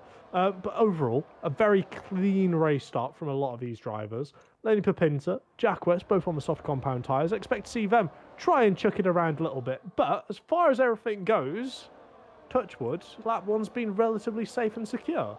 It certainly has, but Freddie Rasmussen is looking to make some moves here ahead of Reese Linton down towards turn 16 at Stowe, but chooses against it as we head our way into the corner as Lenny Papinta up into 9th, started in 13th, of course, on a set of the soft tyres, looking just to try and charge through the field on these opening couple of laps, as we do see a few moves further ahead as well. Tamashgal looking to defend, or trying to make a move, sorry, on John Evans, and we got, oh, that's going to be a bit of contact. Lenny Papinta makes 2 moves into 1. Through goes Hamilton, through goes Papinta, heading through the final corner down towards turn number 1, and we do see Leo Lund as well, looking to get involved here with Duncan Hoffland as we head our way down to turn number 3 now. Hoffland up the inside of Ika Bayena there. Bit of contact as we head our way into turn number 4. And still Duncan on the outside. Ika up the inside. Bit of contact as we head our way through. Out of the loop into turn number 5 and down the Wellington straight in towards Brooklands corner. And no moves being made on this time around. But at the front still, Barry Burman leads ahead of Reese Linton in 2nd and Freddie Rasmussen in the top 3 with Thomas Van Haar right behind, actually looking to push Freddie through Luffield corner. Yeah, again, very, very strong here from the RHG driver. Of course, we all know him, Thomas Van Haar. He's a world-class talent. We expect this of him. Something we might not necessarily be expecting as much is how well John Evans is able to do. Yes, he's a very quick driver, but you wouldn't say he's got that prestige of a Rasmussen, of a Van Haar, of a Burman. But he's showing exactly the reason why Ferrari signed him, because he is right on the heels. He's not having to push extremely hard to keep up with the pace the guys at the front are doing. He seems to be somewhat more just taking a little bit of a backseat, giving a little bit more breathing room. Certainly very, very strong. Of course, we've got other drivers to mention in the top 10 who have been able to make themselves a little bit more space to work with. You've got the likes of Leo Lund there getting a little bit of a breathing room. Ika Bayena now seems to have settled down, got back in a rhythm. He's going to be looking to try and follow Lenny Papinta through. And then, of course, you've got Jack West making a move on that soft compound tyre. He's having a lovely little squabble there, heading down at the start-finish straight before chucking it in towards turn 1. You've got Declan Barrett as well in the background trying to make the move on Angelo. It's not been the ideal start for Tannum, but with that being said, there's still a lot of ways this could go here. Certainly, TRT won't be happy with the way it's gone so far, but of course, many laps to go in this Grand Prix. Anything can change, as we do see Ruben Progenio there looking to make a move ahead of Leonardo Tonelato as we head our way down to Brooklands corner. Still, no moves happening in the top 5 still. Barry Burman has that lead ahead of Reese Linton. But you can see Thomas Van Haar now looking a little bit more eager to try and make a move ahead of Freddie Rasmussen. We'll see if he looks to go for it on this lap, as we also see Tamas Gao closing in quickly on the back of John Evans here. We've got an RHG Ferrari battle as they head their way into Kopp's corner, and also Lenny Papinta looking to get involved here with this battle for the lead positions, of course, on a set of the soft tyres. So we'll have a little bit more grip at the moment, at least for the next couple of laps before his tyres start to die off. So we'll see if Lenny can try and pick off a couple of these in the top 5 as we head our way to Stowe corner now. Freddie Rasmussen was looking to make a move, but actually backed off as we head our way into Stowe as Reese Linton takes the lead of the British Grand Prix now, heading into Stowe corner ahead of Barry Burman, and we can see everyone else closing in towards the chicane, and you've got to be so careful not to hit the back of someone heading into there, because everyone's so little on the pace there heading into some of those braking zones. It's very easy just to hit someone slightly and send them round because of how weird the contact model is on this F1 24 game. Yes, it can be very interesting. Let's call it interesting. It's not bugged. It's featured. It's featured. There we go. We've got it. It's kind of in its own world, isn't it? Let's be honest with you. You can tap someone. You can bump draft them. You won't receive any damage. Driver in front won't receive any damage. You guys can run perfectly as smoothly as you'd like. But when it comes towards some more of those unconventional hits, where it can be a driver turning across you, end plates will very happily just disappear until the end of time. It's one of those things that it's certainly still something up in the air, which a lot of the drivers haven't necessarily experimented with. But then again, why would you want to experiment with a damage model when you're not looking to play Wreckfest? Exactly, you're just trying to avoid everything. Exactly. Well, I would certainly. I mean, if I see a car coming up the inside of me on this game, I will just let them through at this point because I'm like, yeah, a slight tap and you go in rain. So let them do their own thing. As we do see, yet again, the field close up as we head in towards Stowe corner, but no moves being made on this time around either. As we head into Stowe and Barry Burman there. Look for a bit of a fake send there, I think, on the back of Reese Linton, but no moves get made. And also Lenny Pepinta kind of stuck in 7th place, not really going much now. Then he did, of course, started 13th, now into 7th, as Jack West started last. He's now up into P12, as we see. Jan Halliday make a move ahead of Leo Lund for the top 10, and now Jack West up the inside, in towards Club Corner, looks to try and take that P10 away, but can't. And there we have Declan Barrett into turn 1. He made a move on lap 2, he's going to make one on lap 5 into turn 1. Goes Declan Barrett now, looking to make a move to get himself into 12th place ahead of Jack West, and they're still going to go side by side in towards turn number 4. And into turn 5 they go, and now Angelo is looking to close in but can't find a move ahead of Declan Barrett. But now we can see further behind there, Rasmussen looking to close in, and no moves get made. And Freddie is more than happy to sit behind in 3rd. Yeah, he's just taking his own route, isn't he? He's more than happy sitting back. He's got, what? A Ferrari in front of him. They've got a teammate behind. Ron Hart behind him. He's got his teammate behind as well. Why would Freddie want to battle anyone? He's just happy, rocking in his own world, racing around, doing his little silly circles, enjoying his time. He doesn't necessarily have a teammate. Declan isn't there to help. Declan isn't there as a secondary bouncer to somewhat work off. So he's more than happy. He doesn't care who's around him. He just wants to be able to race. He wants to be able to use the DRS, use the battery, harvest it in respectable parts to not lose out on his overall time delta. Very smart racing from Rasmussen. And again, very technical racing. Jack West. From a lot of these other drivers. Oh dear me, what on earth is happening down there? That's not technical at all. They're having a proper ding-dong battle. Yeah, Jack West got flung sideways on the track for a moment. He was literally sideways heading through that straight, and luckily didn't end up spinning and could have caught 3 or 4 cars in that one, but he will be dropped down to 14th place as we get the cars trying to get themselves back within the 1 second gap, as we see Duncan Hoffman there looking to make a move ahead of Ika Baena in towards turn number 3. Many moves being made into the first corner, quite a popular overtaking spot today, as we still see Ika defend that 8th position. And there we got Jan Halliday looking to make a move ahead of Duncan, as well as the 2 Aston Martins go side by side down towards Brooklands corner. Will we see a move by Jan Halliday? Yes, we will. He goes up into P9 as now Freddie Rasmussen looking to make a move for 2nd place, but can't quite get ahead of Reese Linton as we head our way through Luffield in towards Woodcut corner. And Freddie nearly hit the back of Reese, and we nearly saw Thomas Ronahan hit the back of Freddie as well. The cars are taking so little speed through some of these corners. The fact that none of them have been sent round yet is mental. By now you would have thought a couple would have gone round here. Yeah, certainly a couple taps here or there. Maybe a little bit of damage as well, but as mentioned, it's not most likely to have a little bit of damage, even if there is a bit of contact. But with these drivers following so closely, it does open the door where you got to start thinking, right, okay, potential for a safety car. It seems to be getting higher and higher with each and every lap going past, as Freddie Rasmussen makes a double overtake over towards the lead of this race. He's been able to get the one and done on Reese and Barry Burman, but Reese isn't really willing to let that one go, is he? He tries to stick it down the inside of a Vale chicane. Unfortunately, not going to work out for him. So the Red Bull driver takes the lead of this race, followed by Race Clutch Ferrari, RHG Ferrari. And RHG, once again, it's a very solid top 6 there. Lenny Pepinta is still in the hunt there on that soft compound tyre. He's doing a fantastic job. Yep, certainly, of course. Lenny needed to try something different, being as he was very out of sync of where he normally would be in the qualifying. There's a few cars having a bit of a tap there, heading through into turn 4. We saw that was Jan Halliday, I think, getting involved with that one as he hit the back of Ika Baena heading through. But of course, the car's taking minimum speed. It's going to happen a little tap here and there as the top 4, well, the whole train goes all the way down to the back. They're all heading their way through into Luffield. The DRS trend on this game is absolutely crazy, which is why the cars are running so close together. And this is also good in the sense of it means that anyone here, you could be in P10, you could be in P1 by the next lap, because all you need is a bit of carnage, a bit of contact, and you fly your way through.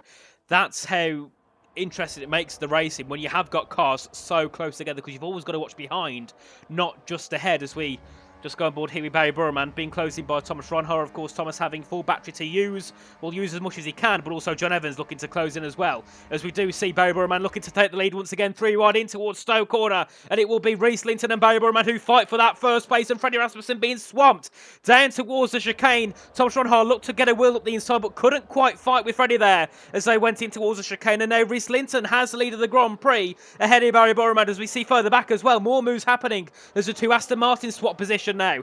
Duncan Hoffman goes back ahead of Jan Halliday with Leo Lund looking to close in as well to make a move for P10, but not quite close enough at the moment, as we do see the cars all close up in towards turn number 3. And at the moment, the battle for the win is between so many drivers here. We're going to have a great ending in this Grand Prix, aren't we, Josh? Yeah, it could be. I don't want to say it again, but it's every single race we've had here in E-Series has just been better than the next. It's been a bit of a joke, to be honest with you. Like, the level of driving, the level of racing. Throughout all of this, as Angelo there just catches the back of Jan Halliday's Aston Martin. So Jan has a half spin, falls down a couple of extra positions. That's a slam dunk penalty to the stewards there for Angelo, unfortunately for him. But with that being said, Leo Lund, your pick for pole position, your pick for the greatest driver in the 20th and 21st century combined. It's not Ayrton Senna, it's Leo Lund, currently rocking P10, just doing his thing at the moment.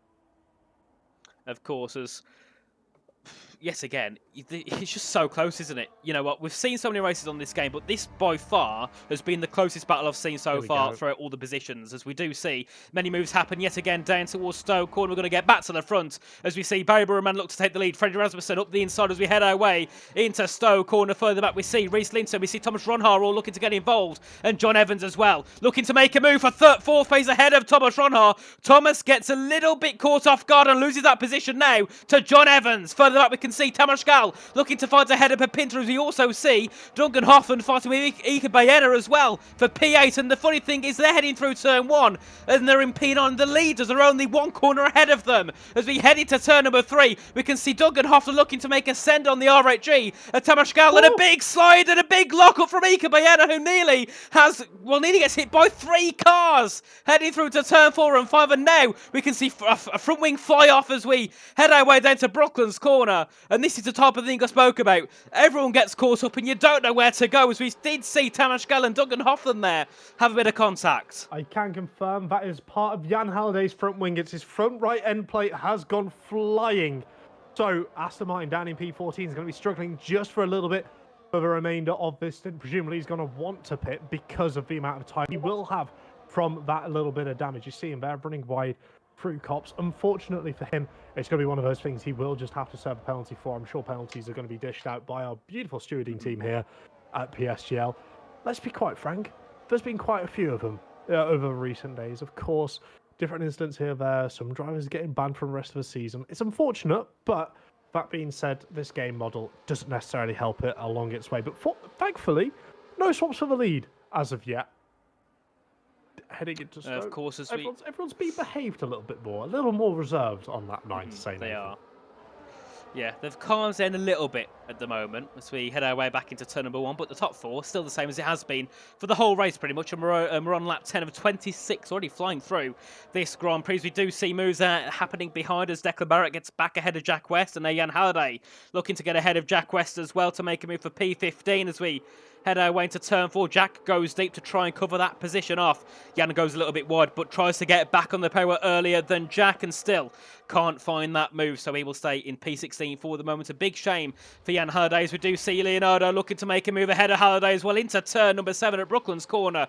TRT ahead of Aston Martin, a brilliant move there from Leonardo Tonelasso for P16, but looking further ahead once again. Lenny Pepinter closing in here, has a lot of battery to use, so could be looking for a move ahead of John Evans in the next couple of laps as we head our way through Cops Corner down towards Maggots and Beckett's again. The 10th time in this Grand Prix as the whole of the field, 1st to 20th, all in the lead train, all with the same DRS train as everyone else. As you can see Thomas Ronhar there closing in on the back of Linton, as we see Freddie Rasmussen yet again looking to try and take that lead once again away from Barry Burman as we head our way into Stowe Corner. Do any moves get made? No, they don't, but Ronhar's closing in there on the back of Linton, but couldn't quite find a move as we head our way into the chicane once again, as we do see Ruben Progenio, who's had... Oh, what's happened there? Little nudge there, I believe. I think he might have just tapped there with Leo Lund, caused him to lose a couple of positions, go sideways a little bit, and of course, through those really slow parts of the circuit, it's not what you want in the slightest. We've got Jack West, Jan Halliday, both diving in the pit lane. Oh, Jan's got damage. Jan replacing his front wing, as we mentioned, lost the end plate, so he didn't need to do that. He was losing way too much time, and Jack West going over to a set of the medium compound tyres, showing certainly a one-stop is on the cars today.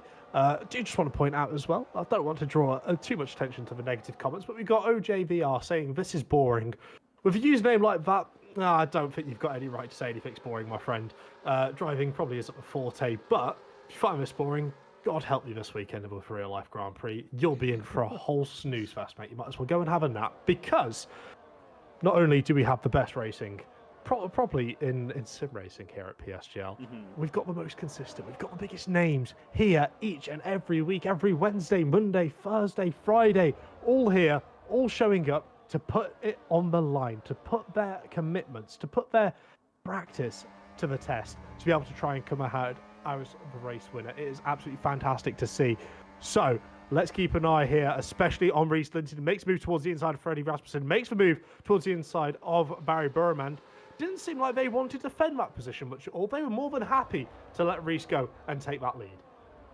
Oh, as John Evans goes in... Is it John Evans going into the pits? No, it would be... Sorry, Lenny Papinta goes into the pit lane, of course, from the soft tyres. And Liam Stevens gets a 10-second penalty. A big shame for Veloce Academy and for Liam Stevens, who probably will finish this race in dead last position because of that harsh penalty, unless we have a safety car. And that's going to be moved to the inside for Barry Burman ahead of Reece Linton as we head our way in towards turn number 4.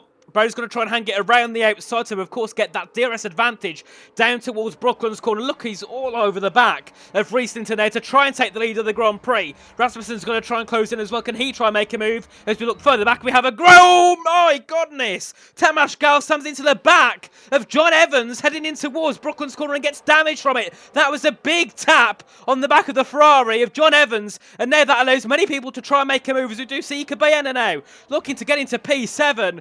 Tamash will be disappointed because that's a rookie mistake there from the R8G driver. He knows how close that battling is. He knows what the damage would be if he was to lose an end plate, if he was to lose a part of the front wing, if he got any form of damage, regardless of where it was.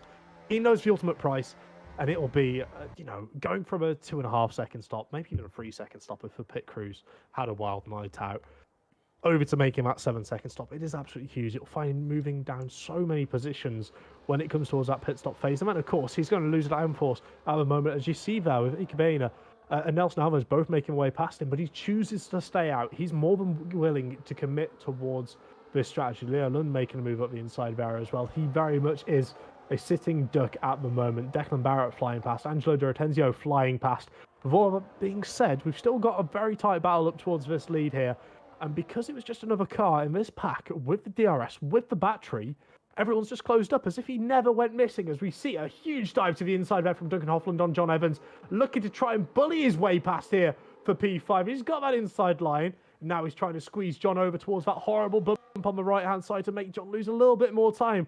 But it's going to have absolutely no effect on John. He's going to be looking to try and squeeze himself in between both Thomas Ronhaar and the Aston Martin driver of Duncan, while they're having a brilliant free wide moment. More cars getting nudged. Ikebana there looking to try and nudge himself as well.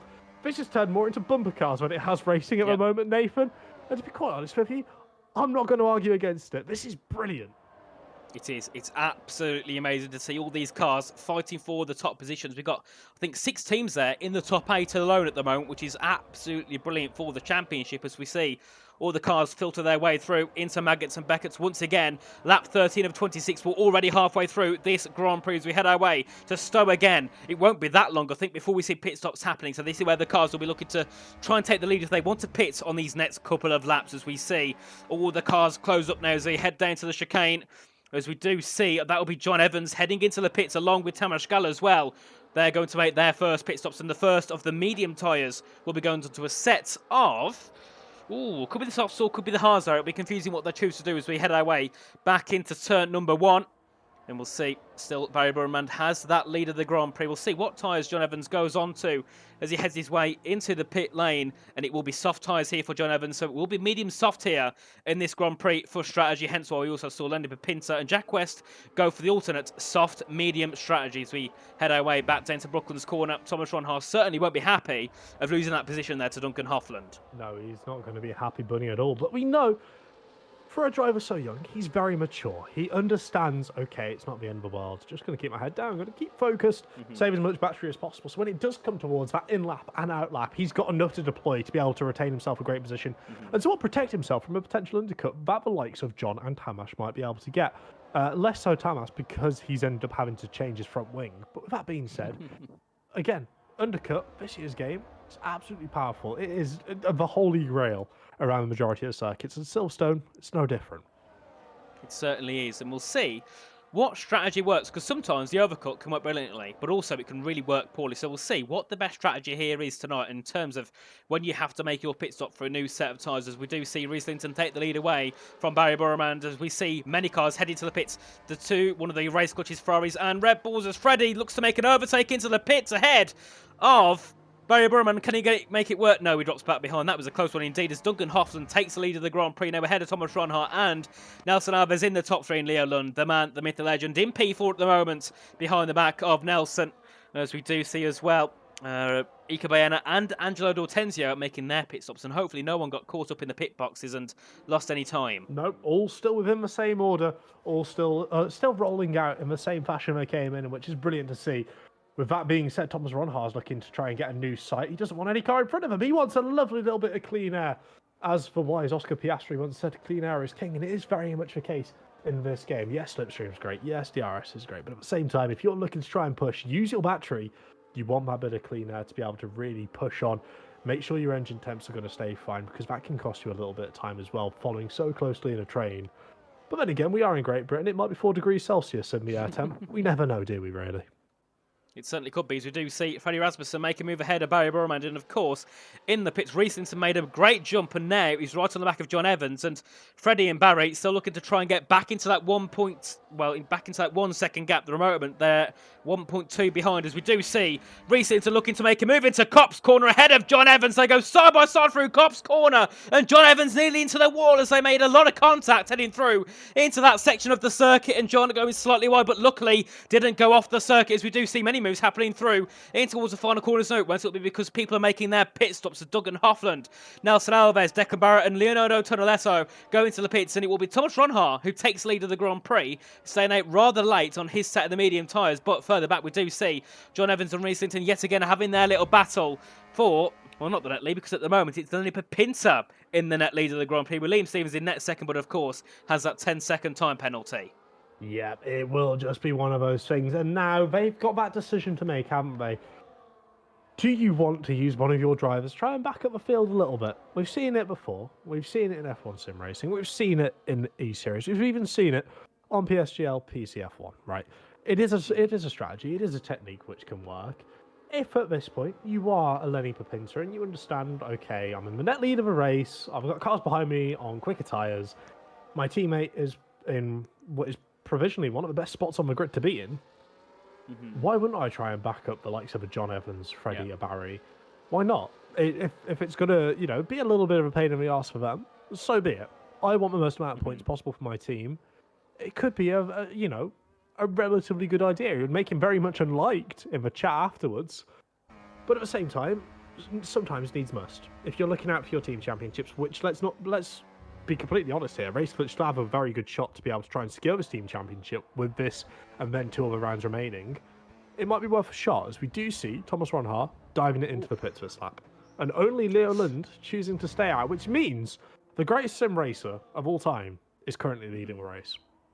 Certainly, as well, Liam Stevens here taking the net lead Here we go. This could be interesting. Liam Stevens probably will try and hold the field up to help Leo Lund when he goes in for his pit stop. Look at the lack of speed that Liam's carrying through in towards turn number 1. Pepinta's going to be looking to get that DRS and make the move immediately ahead of the Veloce Academy driver as we head our way into turn number 1. We'll see Liam Stevens hold them up to help Leo Lund, who still hasn't made his pit stop. You can see the field all being closed down. Pepinta has to go around the outside as we head our way through into turn number 4. Pepinta's got to try and force this move ahead of Liam Stevens, and we'll see who gets the DRS, as that will be Jack West getting ahead of Reese Linton and shoving the race clutch driver wide, as now we see John Evans make that move and up into that net 4th place as we head down to turn number 7 at Brooklands, and Jack West now moves ahead of Lenny Pepinta and ahead of Liam Stevens in the field, all being held up as we head our way through Luffield. This is perfect here for Leo Lund if he wants to try and make that move, and if he wants to pit and come out near the lead train as we head our way down to Copse Corner now. Pepinta looking to make a move, looking to make 2 moves into Copse Corner will be Lenny Pepinta, and we nearly have damage, we have contact, we have 3 wide heading down into Maggots and Beckett's now. Pepinta being swamped as we do see Freddie Rasmussen making the move for 7th place as we head our way now down towards Stoke Corner. Josh, this could be chaotic. Mate, what on earth we just witnessed there? I'm not even sure this is racing anymore. This is absolutely brilliant from all the drivers. We've got Freddie Rasmussen looking to try and make a move. We've got, once again, Liam Stevens making his name known. The Veloce Academy driver making a move once again on Jack West. And he's still backing the field up. If you thought it was over from Mexico on Wednesday night, you were sorely mistaken. Those of you who were driving at that moment in time, this is the entertainment you were missing. Yes, it's frustrating, but boy, does it create some brilliant opportunities as Leo Lund has extended his lead by almost 3 seconds. Exactly what he needs to try and come back out in a very competitive position, as Jack West has absolutely none of it, dances around the outside of turn 2.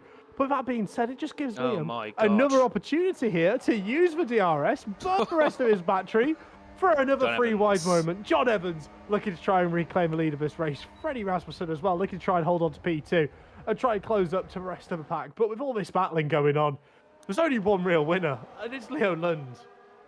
Yeah, certainly. I've got to say, I do feel for Barry Burman, got caught up in it all as we went down towards the chicane and now drops down to P12 in the race as we head our way in towards Copse Corner again, and Liam Stevens holding the pack up as we head through. We got 2 wide heading through Copse Corner, and Liam gets a penalty. His race is definitely more than over now as we see Declan Barrett now look to make him move ahead of Reese Linton, and Reese has also been absolutely messed over here in this Grand Prix, dropping down to 10th place. Barry and Reese were 1st and 2nd in quality. They're now running 10th and 11th as we do see Leo Lund make his pit stop now as Freddie Rasmussen looks to try and take the net lead of the Grand Prix in towards Stoke Corner. Goes Freddie Rasmussen. He gets a move ahead of John Evans. Jack West looking to close in as well. Can he make a move? No. He thinks the better of it as we do see Lenny Pepinta. Oh, as Jack goes really deep in towards the chicane and now gets swamped as we do see Duncan Hoffland looking to make a move around the outside down towards turn number 1. We see Declan Barrett getting involved as, oh my God, what is this race? We've got 7 laps more to go. This is ridiculous. Duncan Hoffland doing everything he can to try and hold Declan Barrett off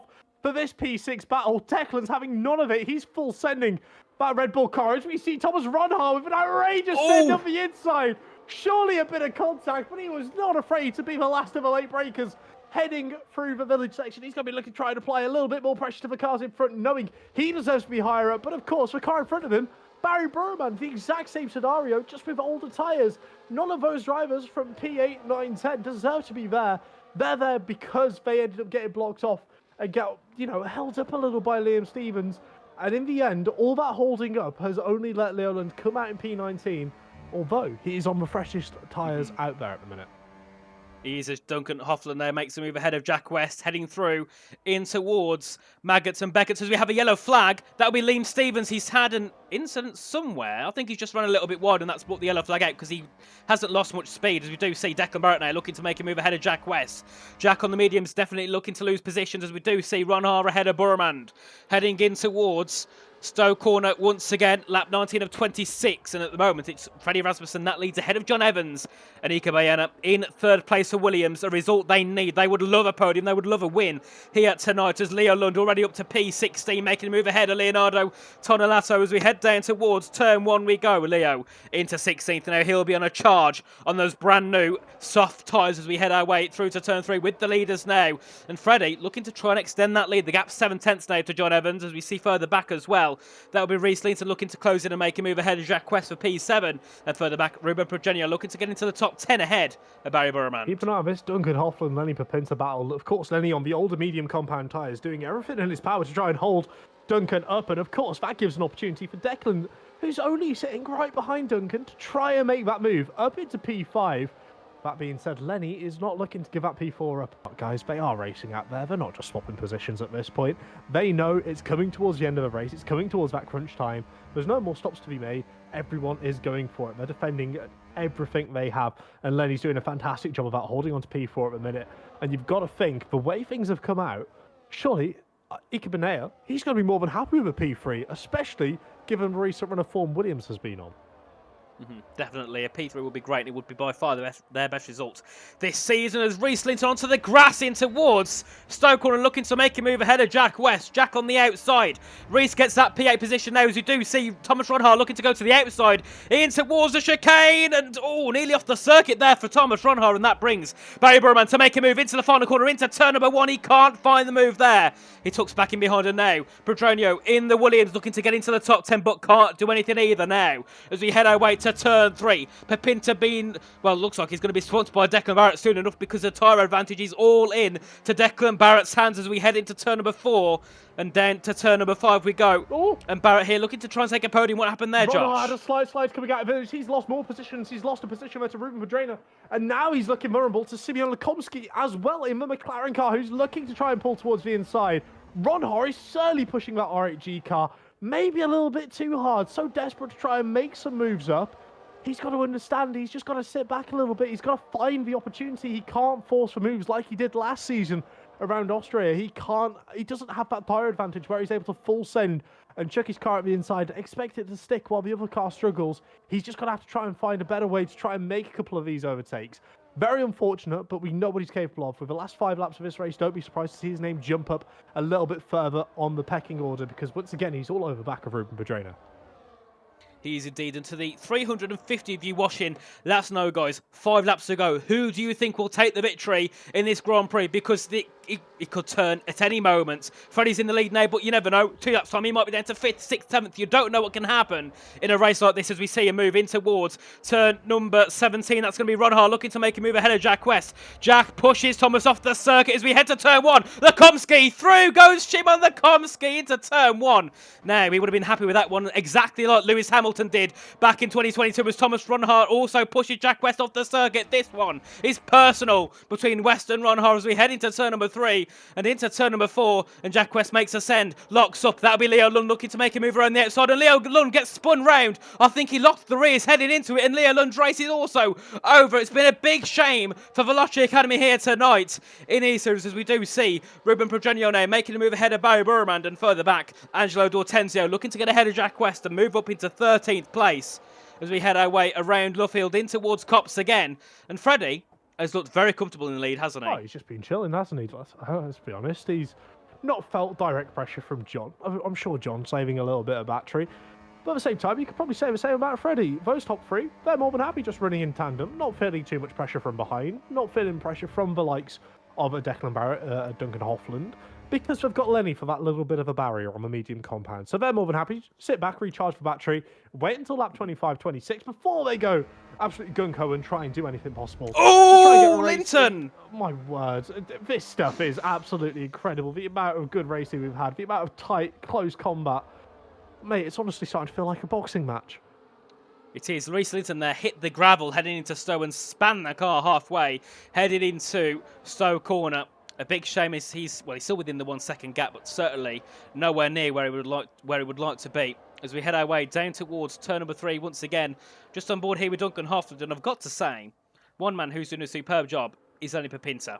In P4 at the moment, under pressure here from Hoffland for P5, but considering how quick Jack West dropped down the grid, I expected Lenny to probably follow the same trajectory, but he's fine here in P4 for now, as we do see Hoffland looking to close in and make a move into turn number 7 at Brooklands Corner.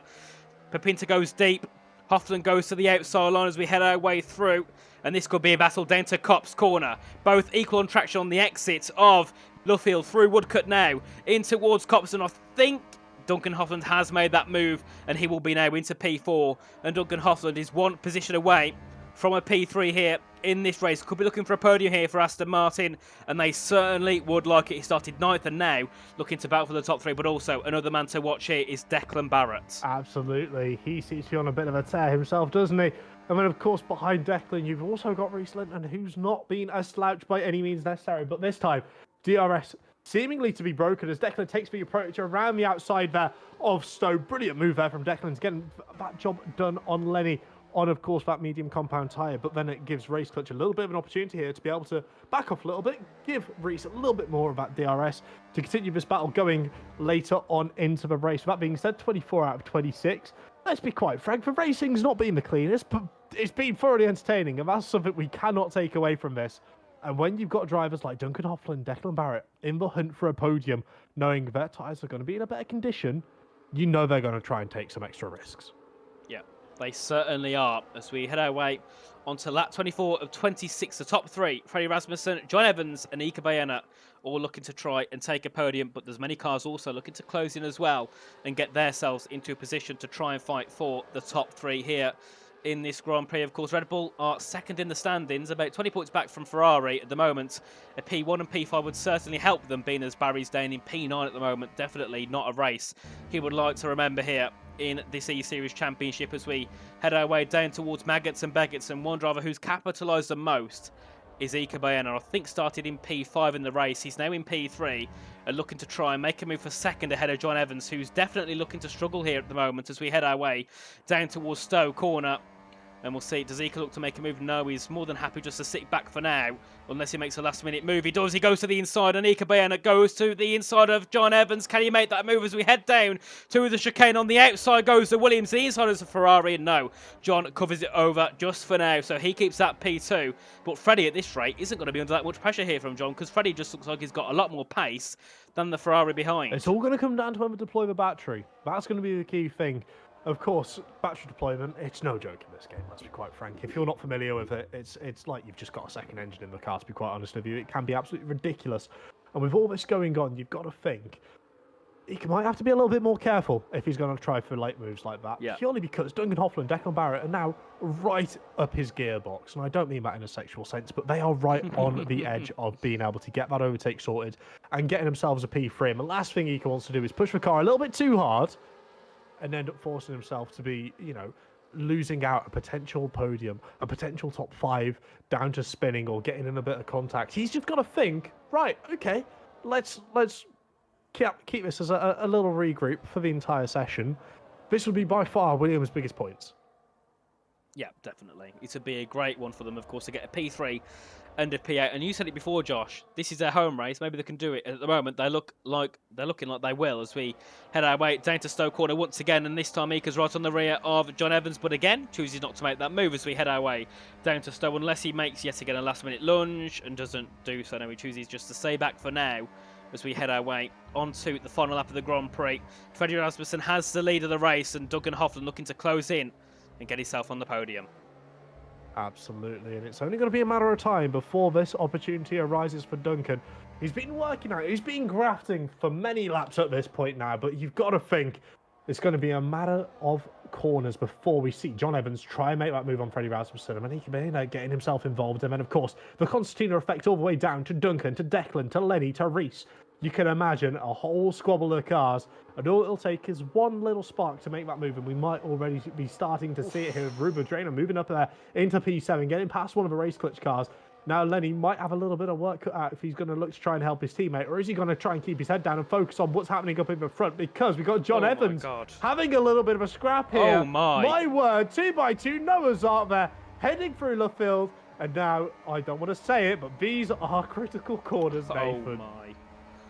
We've got people ghosting as we head our way in towards Cops Corner. We're going 2x2 as we head our way into Maggots and Beggots, and Rasmussen still has the lead, but he's trying to lift off. John Evans looks to take the lead. Oh my goodness, and Duncan Hoffland gets sandwiched heading through into Maggots and Beggots, and now we have one dart to the finish line. Rasmussen in second place, Pepinta's in third. He's looking to defend that podium position, as also we see Hoffland, Barrett, Linton all looking to close, and as we head our way down to Stowe Corner, and it will be Freddie Rasmussen to the inside of John Evans to try and take the lead away. And he has it for now. But John will look to make a move into the final couple of corners. Evans goes deep on the brakes. Rasmussen has to try and force the move to the inside. They go side by side to the final corner. Oh my God. It's Rasmussen that wins ahead of John Evans. And Duncan Hoffland in third. And Pepinta sent onto the gravel in the final corner. And I mean, clean? No. Entertaining? Yes. Oh my word. I completely agree with Seb. That was NASCAR F1 at that point. Boom drafting through Maggots and Beckett's. I didn't think I'd be seeing that when I woke up this morning, I'll be honest with you guys. But my word. How can we even discuss what's just happened there? Using words. I don't know. I don't know how. What a race that was. What a race. Absolutely entertaining. But I've got to say, my driver of the day, Lenny Pepinta. You know, his tyres, he shouldn't have really been fighting where he was, especially on the start of the second stint. He made it work. He was P13, gets a P4. Race coach will be happy with that.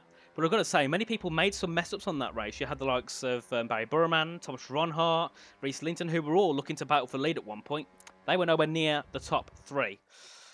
But it will be, of course, Rasmussen that takes the victory here around Silverstone. But oh my! I mean, that one. I think I'll always remember that. I think. Oh no, sorry, Reese got P5. Now that is perfect for Race Clutch, a P4 and P5. Exactly what I need. And again, Red Bull outscoring Ferrari, if I'm not mistaken there. Again, closing up by a little bit more. It's great for the narrative of the season, but I feel like there might be a couple of stewards' decisions, to say the very least. A couple? That's being generous. Yeah, I feel sorry for our stewards, to be quite honest with you. But again, so many great drives. Wouldn't necessarily say it was, the most out there race, but it was certainly an entertaining one, if you guys don't mind a little bit of rubbing and racing. But overall, that's not exactly what we're here for. It's Formula One, it's the pinnacle. PSGL E-Series, it's what we're looking for. Maybe next time we might have to ban backing off. But to be quite honest, we are sitting here, we are looking around, and we can see a lot of these drivers. You wouldn't expect to finish where they finished. Take Ron Hart, for example, P8. We know he's quicker than that. He just got boxed in. He's a little bit unfortunate with the way things have gone. I'm sure the stewards are going to have a little look at that. You've got Ruben Drano jumping up 10 positions as well. Again, not saying it's impossible for him to do so, but again, it's very unlikely to see so much gains with such a tight grid. But those who were able to somewhat be able to bounce back, keep it going, and be able to make the most out of whatever scrap happened in the last half of the lap, because let's be honest with you, it wasn't exactly a fight. It was just, right, I'm just going to put my car here and cross my fingers. Yeah. Again, regardless of that, most of the drivers are able to keep it on track, so you've just got to give kudos to them. And you've also got to give kudos to our two sponsors who are able to give E-Series the legs which it needs to stand and run on. And of course, that'll be SRC and GT Omega. Of course. And we'll quickly see if we can get any interviewees in the chat. I don't think we'll see Freddie. No, we've got Duncan. Right, we'll drag him in. Absolutely. We'll hear from Duncan. Duncan, I mean, there's a lot to unpack there. But firstly, how are you? Surprised. This was a very interesting final lap, and I just said it straight away after the race. If it's gonna be like this every league race, then it's not looking good for the future, to be honest. Simply, you can be P6 and still win the race because of the amount of chaos that's happening. And I'm feeling alright, thank you, but it's not the way it should be in league racing. Yeah, I feel sentiments probably across the board there with in agreement. It does make for entertaining races, but then again, if they're entertaining, surely at that point we just script them so everyone's side by side heading through the final corner. Like, it's not exactly the best way to go about it, but nevertheless, congratulations, mate. Solid race. How did you feel heading through that first stint? Because we saw you having some very good scraps all along. I mean, what was kind of running through your mind at the first phase of the race? Was you expecting it to somewhat hit a climax as late as it did with that sort of style, aggression, everyone backing up like we saw on Wednesday? Well, yeah, it's to be honest, first stint, I know my race pace was better than quali. So I was quite confident. Apparently, I had damage in lap 2 already from Iker. I'm not sure what was going through his mind, but yeah, it was a bit too aggressive there a couple of times. But the stewards will have statements about that probably anyway. But yeah, I'm very happy with the moves I made throughout the first stint. I think I got up to P5 or something. So yeah, very happy with the first stint. Wanted to box one lap later because there's usually chaos. I didn't expect this much chaos, but yeah, very happy overall, I think. Yeah, absolutely. I'll pass you over to Nathan for some more questions. Well, I haven't got many questions because, well, I'm quite speechless after that one. It was, well, interesting. I mean, I wouldn't say it's the right direction for league racing to go in. Of course, I presume people were just trying to save the battery, hence why everyone was so slowed up heading towards Maggots and Beckett's. But I mean, with the way the content model is, do you agree, Duncan? Everyone was quite lucky because anyone could have easily been spun round and we could have had a massive Constantina effect all the way to the back. So, luckily, you all made it through. Yeah, I mean, it was pure luck before Marcus Beckett's. I mean, you're basically boxed in and just hoping that guys in front of you are gonna push. But then I think at some point we were 4 wide. I lost my end plate as well in Marcus Beckett's. I think I saw a car spinning round. I was squeezed 45 degrees sideways, and then yeah, it's not looking good, to be honest, so far. Yeah, it's indeed like you say, it's pure luck, and to get out alive basically. So yeah. It certainly is. And I mean, obviously, going into some of the Grand Prix, there was a gap between first and ninth of 9/10 of a second. The top 15 was like 1.5 seconds. So do you think now that because of the way the racing is, that qualifying is a lot more important than it used to be? Or do you think still you can kind of get anywhere from being even at the back?